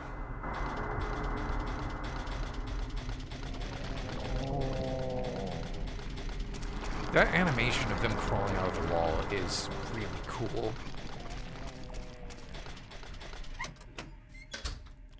Okay. So check this side of floor 2. Let's check the other side.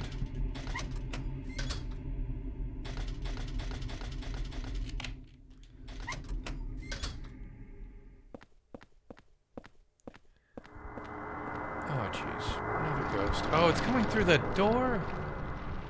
Oh, here's the video game guy who recorded Skinned Mike. Jeez. Could listen to it on the stereo in my room. Oh, I'm gonna take it. Although it seems in incredibly bad taste. There are a lot of old video game machines lying around. They're all books about computers and electronics.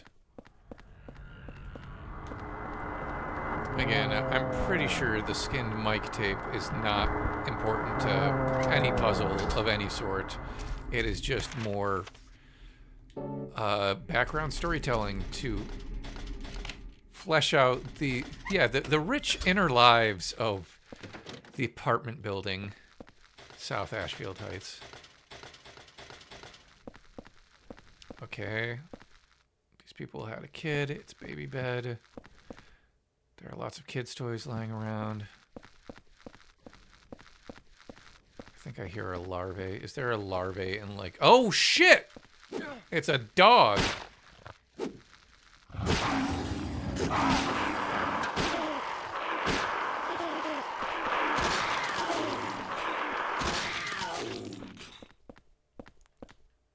Okay. I was half expecting to see a larvae in here as like to represent a child, but it looks like a bunch of kids lived here. Oh, this was the one where the guy was like, someone had too many kids or something like that. Okay, that door was locked. Won't open at all, so we don't need it. That's the other thing that's kind of frustrating about this game is they use the same red line to indicate whether a door is locked or whether a door is just broken and can't be opened. So it's hard to tell which ones are ones that eventually will be unlocked or which ones that will never open.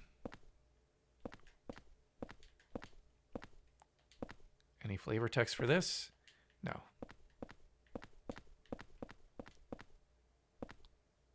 Oh, golf club. But I can't hold anymore. What do I have? Okay. If I find another red note, I might have to go to my apartment. Oh, this is Richard's apartment. Oh, shit. Yeah, this is where Richard got killed. Hey there, Walter. Oh, okay. That's fine. Oh, I can't hold anymore. Richard's gun is good. There's men's bloody underwear and a torn shirt sleeve in the garbage.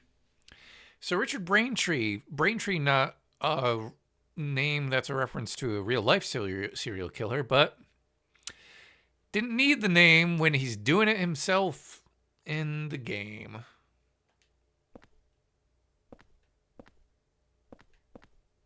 Okay. Okay, where am I? Of course, it's the last room on this. Well, it's good that it's the last room on this floor, because now I can go down.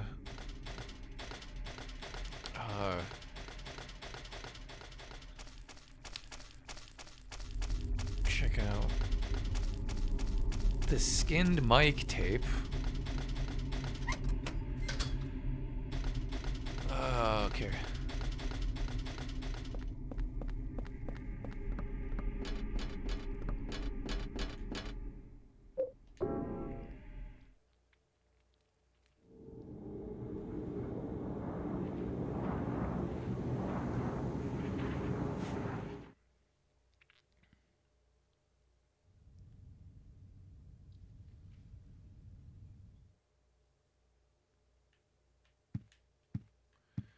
Anything?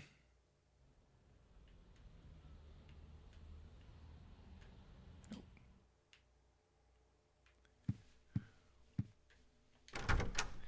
This has been a very eventful evening indeed, Cleo. Lots of... We've learned a lot about this world, about ourselves,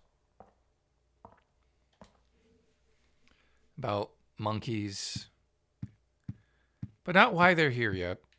I do think they do try to justify it somehow. Okay, is this where...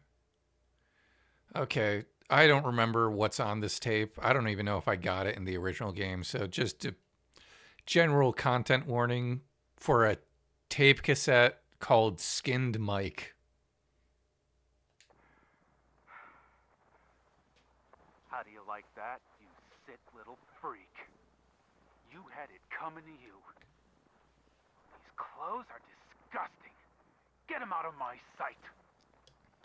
I know. It'll be perfect to wrap his body in. Hold it. You! Hold it. I think You I'll keep snooping that around for again? myself. Get your ass out of here Hold before it, you hold really it, piss me off. Hold it. Hold it. I think I'll keep that one for myself. Hold it. I think I'll keep that one for myself. Whoever's playing the drunk guy, there were multiple people on that tape, including a woman's voice, it sounded like. So this was a, like, coordinated thing, which, again, like, the dude was a creeper.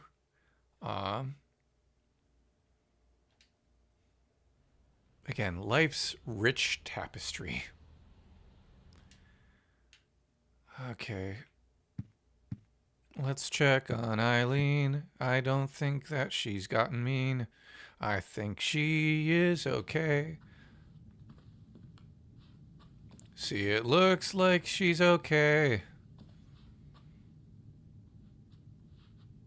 When is this party? And why hasn't she left for it yet?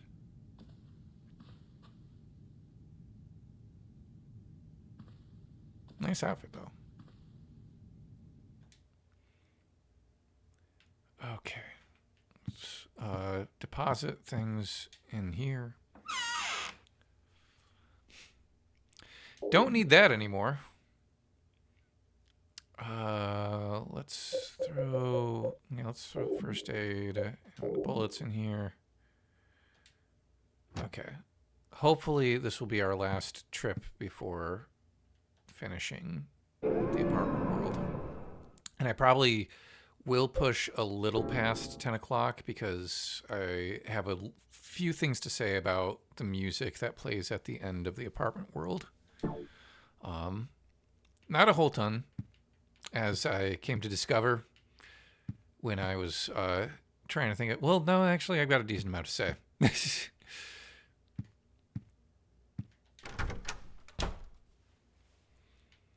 Okay. Once more, into the depths of self-discovery.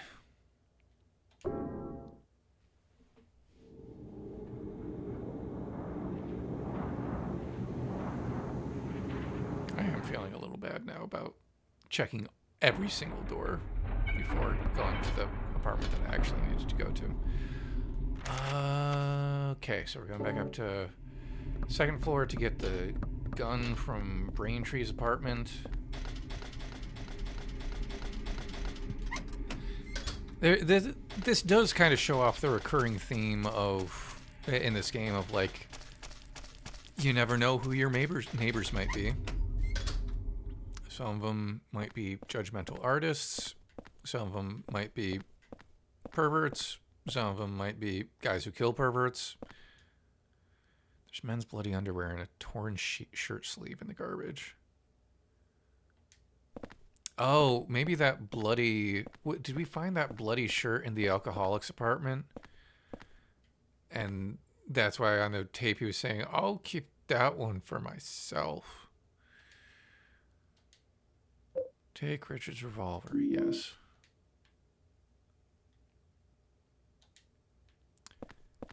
Another weapon that I'm probably not going to use until the end of the game. I can see Eileen Galvin from here. Pretty sure that's room 303.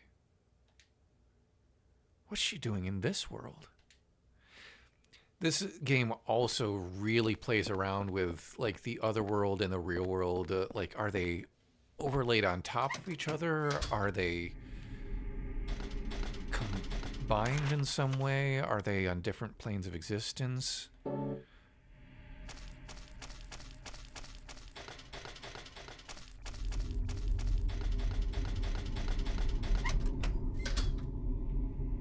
That unnerving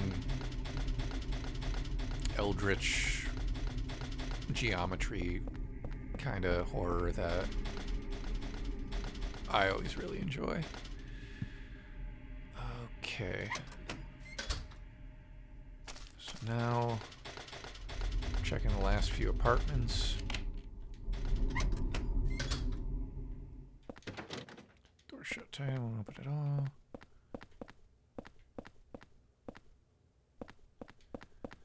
Don't remember who lived here based on the artist's paintings.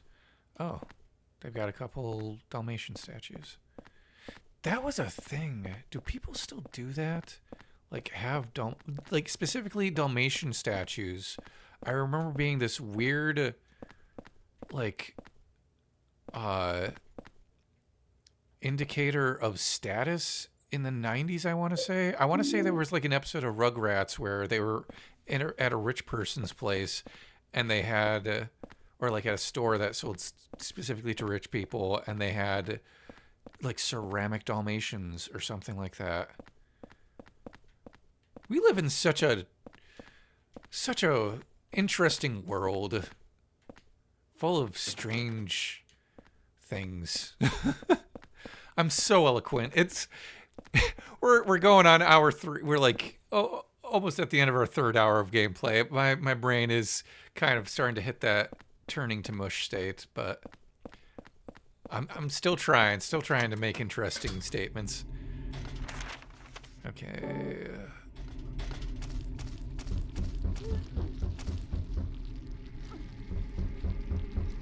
Eileen.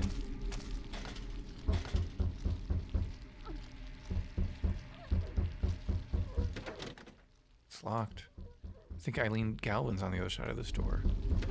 We have the keys, right? We have the keys, right? Oh, I am concerned about Eileen.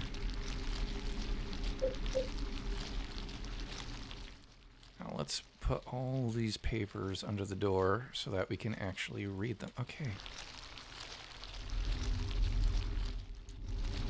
They're just red in this world, but we put them under the door. They come through under the door in our world, and suddenly we're able to read them.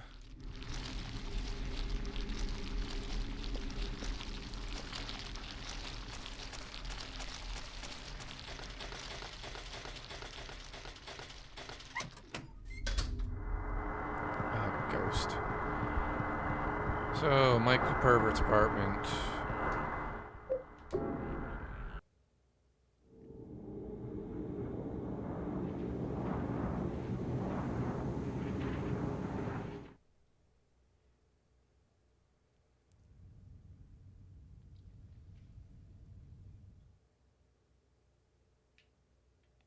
Was there any noise when I was just waking up there?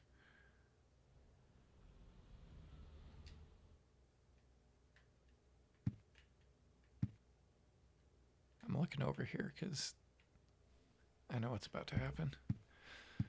And I wanted to see if it was already triggered. But I was pretty sure it wasn't. All right. Start reading these notes. Picked up the key that Eileen from room 303 must have dropped. Thought I'd return it, but she wasn't home. I guess I'll give it to the super.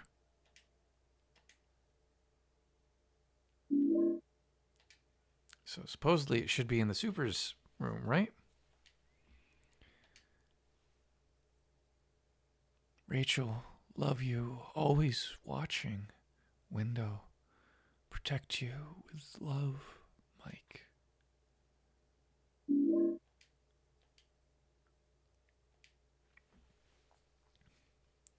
Oh yeah, I had a really wicked headache that day, and that just collapsed on the bed. Maybe if I look near the bed in my room, 302's bedroom, I'll find it. I get headaches every day now. It's terrible. What am I going to do? May 22nd. Perhaps from Joseph Schreiber? I lost the key to Eileen Galvin's. I read these in reverse order. Gotta find it and bring it back. Let me think. The last place I saw it was... It's ripped here and I can't read the rest. I guess I figure you have done more like going back and forth with each note, but we ain't got time for that. It was 4 years ago that they discovered the body with 12 out of 21 carved into it. Right away, I had this terrible feeling and couldn't stop shaking. The victim had been murdered 6 months earlier, but Walter had been dead for 7 years, having committed suicide 3 years before the murder. Wait, what? The police think it's a copycat crime and are calling it the Sullivan case round 2, but something about it bothered me. Wait a second. I gotta reread that.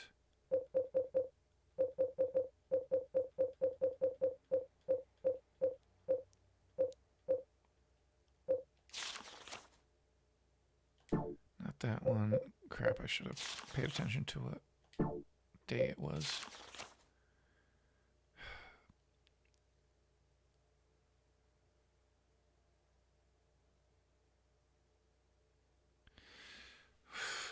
It was 4 years ago that they discovered the body with 12/21. Okay. I was like 7/3. Wait, hold on. How are they getting no, all of that maths out correctly. Okay. Let's check the radio. And now the news.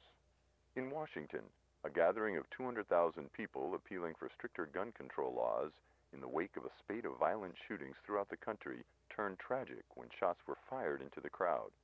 2 people were killed and several wounded, including a 3-year-old child. At this moment, no suspects have been found. Police are investigating the source of the shots. Team Silent had our number then, and they have our number now.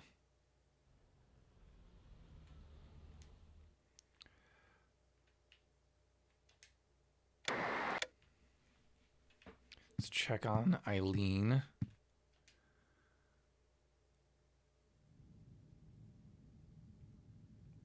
Where is she? Is she actually in the other world? It sure sounded like it. We better save and get back to her as quickly as possible.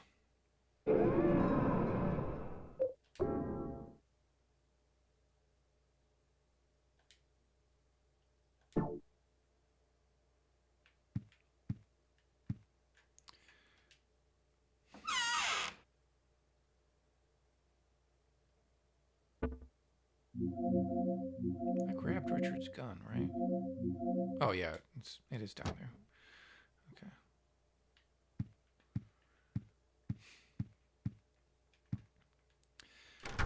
So now, I need to get the key. That's important. because Joseph said he dropped it next to the bed. It's even got a little keychain version of the Shabby doll. All right. We're coming, Eileen. We're not going to let what happened to Cynthia. I just blanked on her name. That was the worst time to blank on a character name. We're coming! Oh,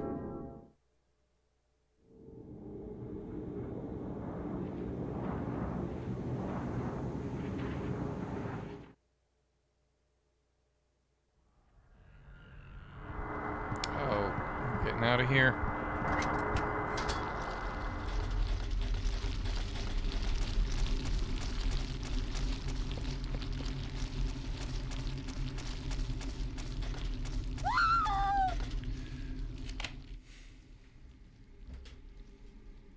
Again, content warning for blood and violence.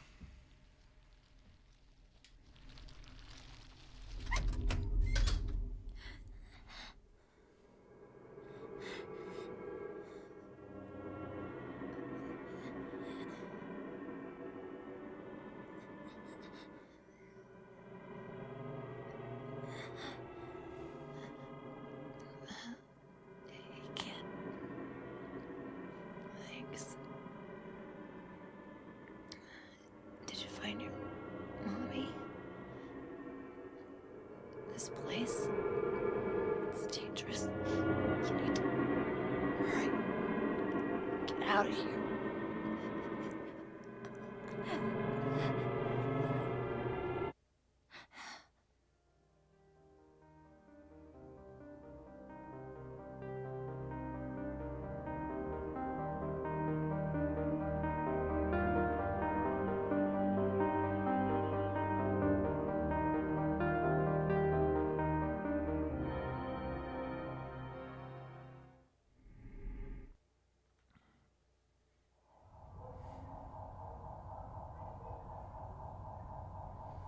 I'm going to hit the story elements real quick because there are a few plot things that need to that are happening right now. And then we're going to talk about that piece of music that we just heard.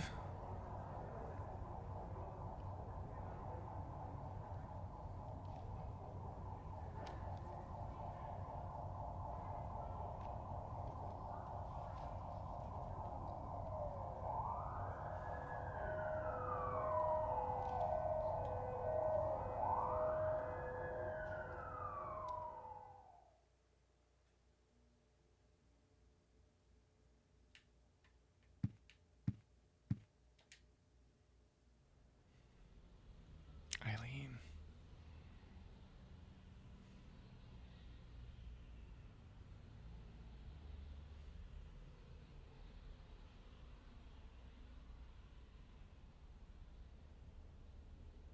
They're taking her to the hospital. So she's still alive.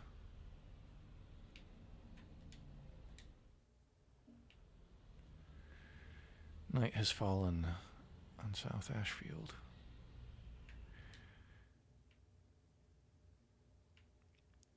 Okay. So I'm not going to spend a whole ton of time on this piece of music, but I did want to talk about it because when I was rewatching the game in preparation for this stream, I was like, that is a really cool sounding piece of music. I should talk about it.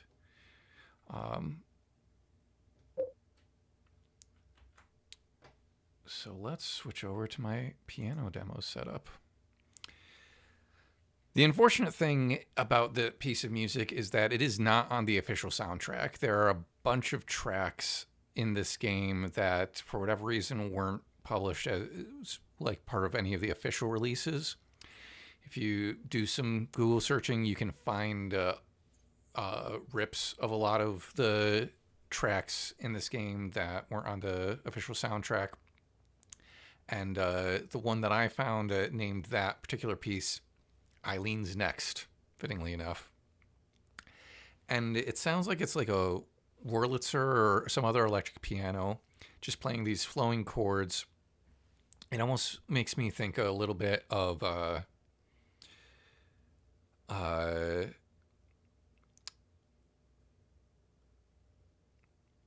pianissimo epilogue from the original Silent Hill 2, the music that plays over the results screen. It's got a little bit of that flowing vibe to it.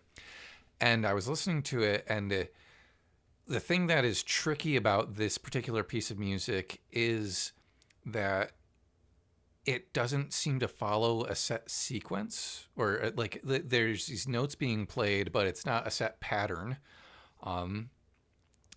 I spent like an hour today trying to transcribe it to see if I could figure out a way to play it. And the further I got into it, I did end up transcribing it as close as possible as I could to what is played there. Part of what helped, if you want to get some insight into, okay, how do I approach trying to transcribe something like that? There is a synth tone in the background that kind of holds bass notes. This is another piece in Akira Yamaoka's favorite key, C minor. And there is a synth tone in the background that is essentially holding these pad notes that are like just C, then E flat, then G, and then back to E flat, and then back to C at the end. The way that it fades in, it kind of starts on the E flat on the way back down to the C part of the sequence. And those notes I latched onto when trying to figure out, okay, what is the actual rhythm or meter of this piece of music? Those bass notes change basically on an 8-beat sequence. Like if we're considering our pulse to be like a 1, 2, 3, 4, 5, 6, 7, 8, 1, 2, 3, 4, 5, 6, 7, 8, 1, 2, 3, 4, 5, 6, 7, 8, 1, 2, 3, 4, 5, 6, 7, 8. Although, for whatever reason, switching from the E flat to the G, it actually hangs on the E flat for like an extra beat, and on the G for one less beat. So it's still like you could still map it out in 4/4 if you wanted to, but you essentially you just have an extra beat of the E flat and then one less beat of the G. While those bass notes are playing, you have this flowing keyboard riff that I really wanted to try and learn for you all, and I transcribed it. I'll even bring up my transcription, because it took the time to do it, so I might as well show it off. I don't know that it is perfect, and I was also doing it using Guitar Pro, which isn't the best program for transcription, but it's the one that is most intuitive for me, unfortunately. But yeah, let me throw this onto this screen and switch over to my display of this whole screen. But if I play what I've got here,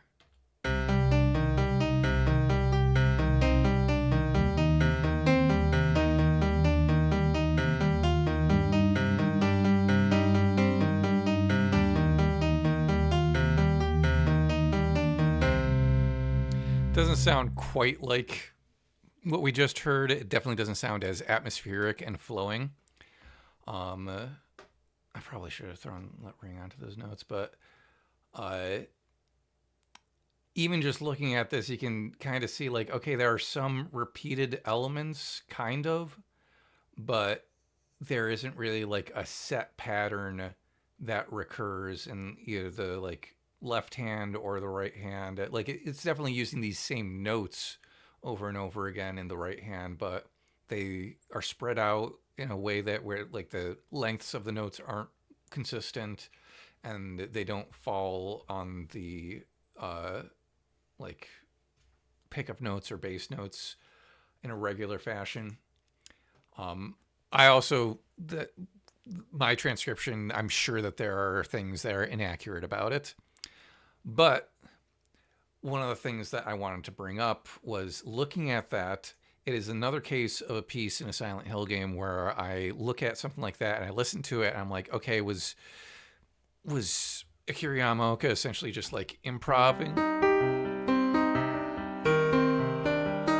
it doesn't feel natural enough for it to be something that was played by human hands. Maybe it was, and maybe he was just improvising something. Oh, didn't mean to do that. My guess is that he used an arpeggiator. And it's not the first time I've talked about something like this before with Null Moon from the Silent Hill 2 soundtrack. There's that... oh,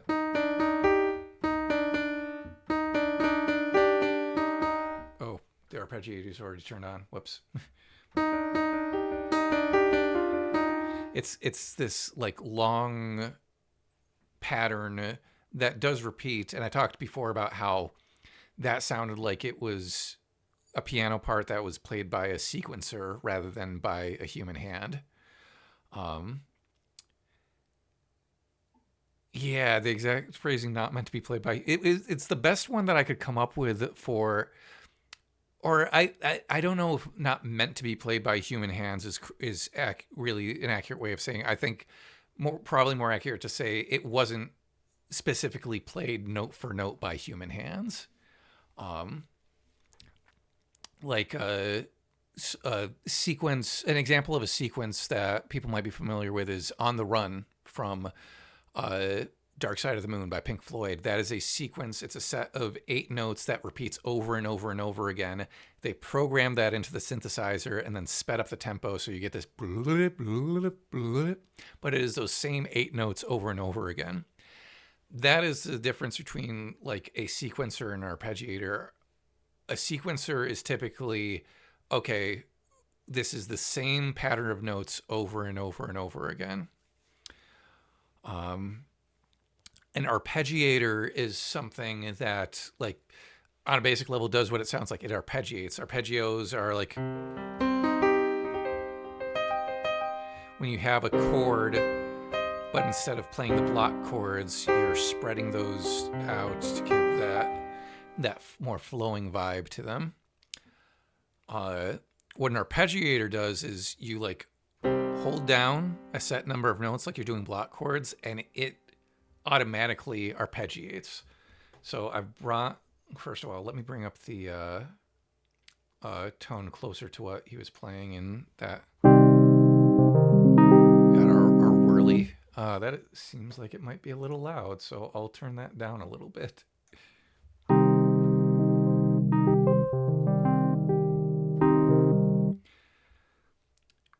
So what my guess is, I don't know if we need pattern turned on or not, but to show you what I'm talking about, here's a basic arpeggiator pattern. This is, okay, I'm going to hit a bunch of notes and it's just going to play them in order from lowest note to highest note. If I had it turned on though, hold on. Oh yeah, I gotta be on here. This is the one that had the arpeggiator on it.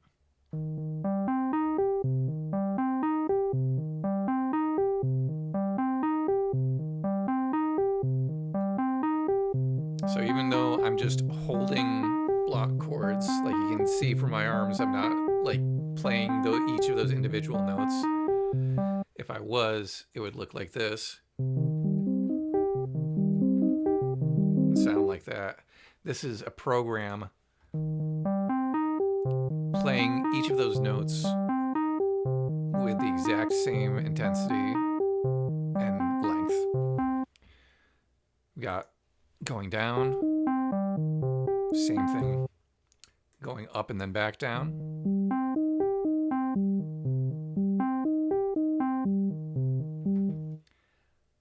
Down and then back up.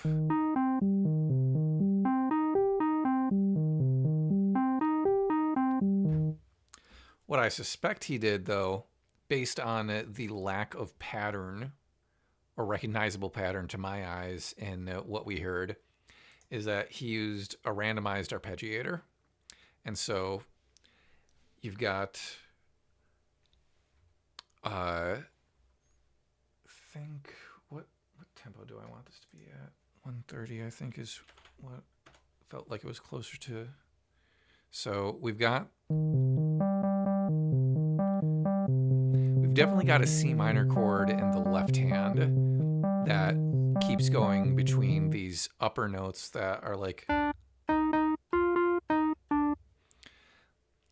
I don't have this programmed in a way where it's going to sound exactly like what Akira Yamaoka does, but hopefully you'll get why I think that this is the way that he created this piece of music. Hold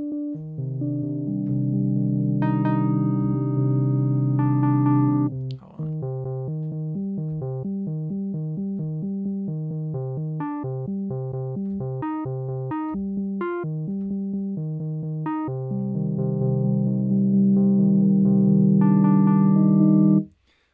I think I want to choose a different tone than the whirly, because the whirly's just like compounding on itself when I hold down the...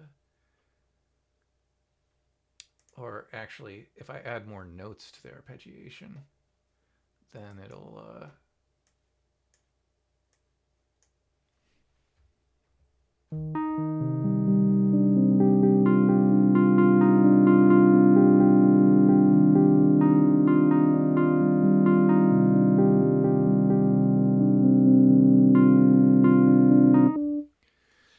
So, obviously, again, it doesn't sound exactly like what he created, but there are ways that you could program the arpeggiator to... you could put parameters around it of like, okay, whenever I hit one of these upper notes, then that should take priority or something. Or maybe you recorded it as two separate parts. He's got like the lower part doing the in-between notes, and then he's hitting the accented notes and the treble. But that is just my theory as to how he created a piece of music like this. One of the things that is interesting about it, if you go back to the transcription that I did, and if I turn off the arpeggiator, is that, like, I don't know, again, if this was just an arpeggiator, I don't know how much of this was intentional, but the melody line, as I've transcribed it, is going... I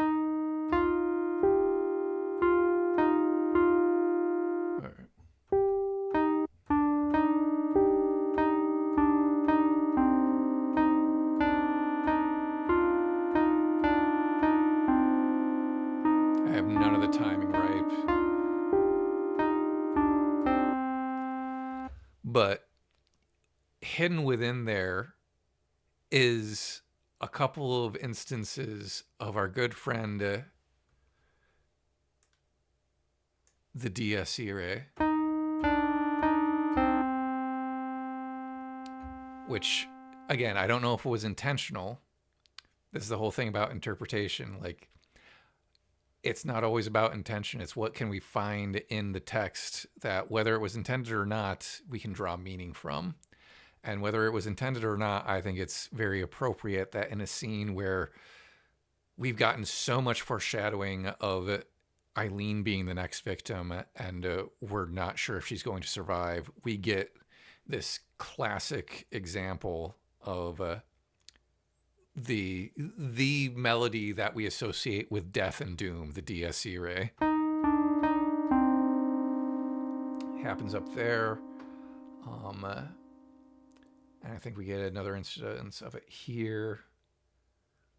But yeah, all of that to say, between that and the notes he's chosen and the flowing feel that this whole arpeggiated pattern gives, or lack of pattern, it was interesting watching this game after having not played it since like 2006, 2007, 2008, somewhere around there. And hearing a piece of music where I was like, I really like the sound of that. Is that on the soundtrack anywhere? And I was like, and it wasn't on the official soundtrack. I'm like, crap. I want to talk about it though. So thank you to SilentHillMemories.net for pointing me in the direction of the complete soundtrack to Silent Hill 4. And I think it was Silent Hill Memories. Yeah. So for complete soundtrack. Yeah. And thank you to MEMDB for ripping all that stuff so that it was available. And let me go back to my piano view really quick to ensure that it is set up in the right place for when I go back to... Yeah, I accidentally moved this window around, so let's get that back where it belongs. And the game potentially timed out. So let's see if we can get back to that. And hopefully I don't have to replay a section. And I can save. But that is going to bring us to the end of the stream for tonight. There is a lot more going on in the story now. We know a lot more about the people in this apartment. We know a lot more. We're beginning to learn more about Walter Sullivan and the things that he's done and the person that he was. Do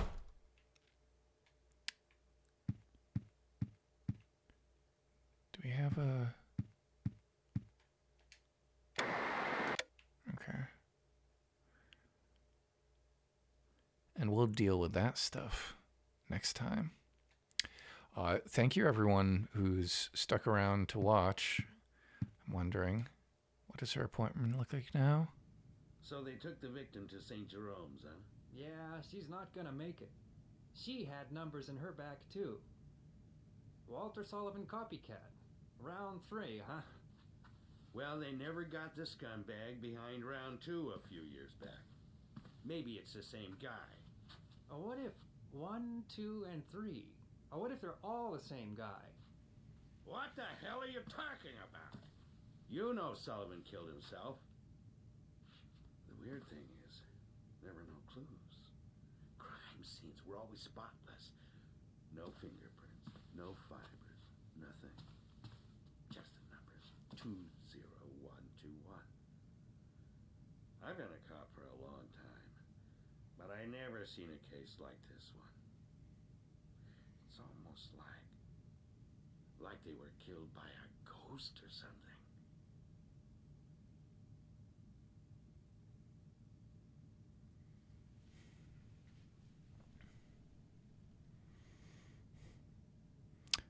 What you pointing at me for, Robbie? What you looking at?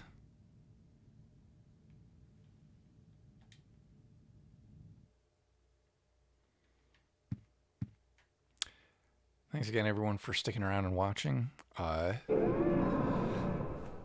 My next Silent Hill 4 stream will be 2 weeks from now, on another Wednesday. That will be Wednesday, February 18th, 7 p.m. Eastern. Same bat time, same bat channel, where we will be going to the hospital world to see if we can help Eileen. Still might do Blueprint streams Monday nights if I feel like it. They've been a nice time to kind of just decompress and stuff and chat with people. If you feel like just having a chill hang stream, just keep an eye on my social media, follow me here, and set notifications on so that when I'm doing something that is impromptu, you get a notification for it. And then you'll be aware. For other stuff, Cleo and I have another podcast episode coming out. Not this weekend. It's looking like next weekend, the weekend of February 14th, Valentine's weekend, where we'll be talking about Florence and the Machine's new album that she came out with back in October, Everybody Scream. And that's a really fun discussion. Life has just been very busy, and getting stuff edited and reviewed and stuff has been... we're getting it done. It's just not going as quickly as we'd like, which, c'est la vie. If you are in the central New York area, my band Mosaic Mind has a show tomorrow night, Thursday, February 5th, I wanted to say April for a second for some reason. Why? Thursday, February 5th at Al's Wine and Whiskey Lounge. We're playing from 10 p.m. to 1 a.m. It's a late show, but the late shows are always really fun. We get to play a lot of covers as well as our original music. So if you're up for that and in the area, we'd love to see you there. We have a show at Funkin' Waffles on February 20th. If you're in the Syracuse area, we'd love to see you there. If you're not, you'll still be able to watch it on Funkin' Waffles Twitch channel, twitch.tv/FunkNWaffles live. And that's Friday, February 20th, 8 p.m. Eastern. So we hope we'll see you there. Or if we don't see you there, you'll be able to watch on Twitch. That's going to be with a band called Memo, a Brooklyn jam band, and I'm really excited to play with them. And then we also have our first album coming out. We still got to update the website and everything, but we've announced the CD release show, which will be Friday, March 20th. It's also going to be at Funkin' Waffles, so you'll also be able to watch it streamed if you can't make it to it in person. And keep an eye on our social media and stuff. Our website is mosaicmindband.com. I'll put that in the chat. And, wow, I have so many typos. We've been working on this for almost a year and a half now. And we recorded it back in September of 2024. And then last year was a whole process of studio shutting down, having to find a new mixer, having to work out stuff with the mixer, getting the album artwork done. The album artwork is actually released. If you follow us on Facebook or go to the Facebook event for the release show, you'll see our album artwork created by our good friend Aida, Saku Pup Studio. And that should be going up on Instagram soon. But yeah, I'm so excited for people to hear this. I'm so excited for people to see the album and stuff, and I'm really looking forward to the release show itself because we've got a few fun things planned for it. Other than that, I think that's everything. Thank you again for watching. If you stuck around this long, I really appreciate it. I never know who's gonna find this stuff interesting, not just playing the game, but also digging into the lore and the music and stuff. And if you stuck around for that, whether it was because you were engaged the entire time or you're like, oh, this is a nice thing to have on in the background while I was getting other stuff done, I'm happy either way. You'll be able to find all these videos up on YouTube. If you want to rewatch anything, I'm probably going to rewatch that moment with the skull floating up by the window. To see if I can actually get a glimpse of it, but maybe it'll happen again. We've got the Shabby doll now, so it's hauntings galore from here on out.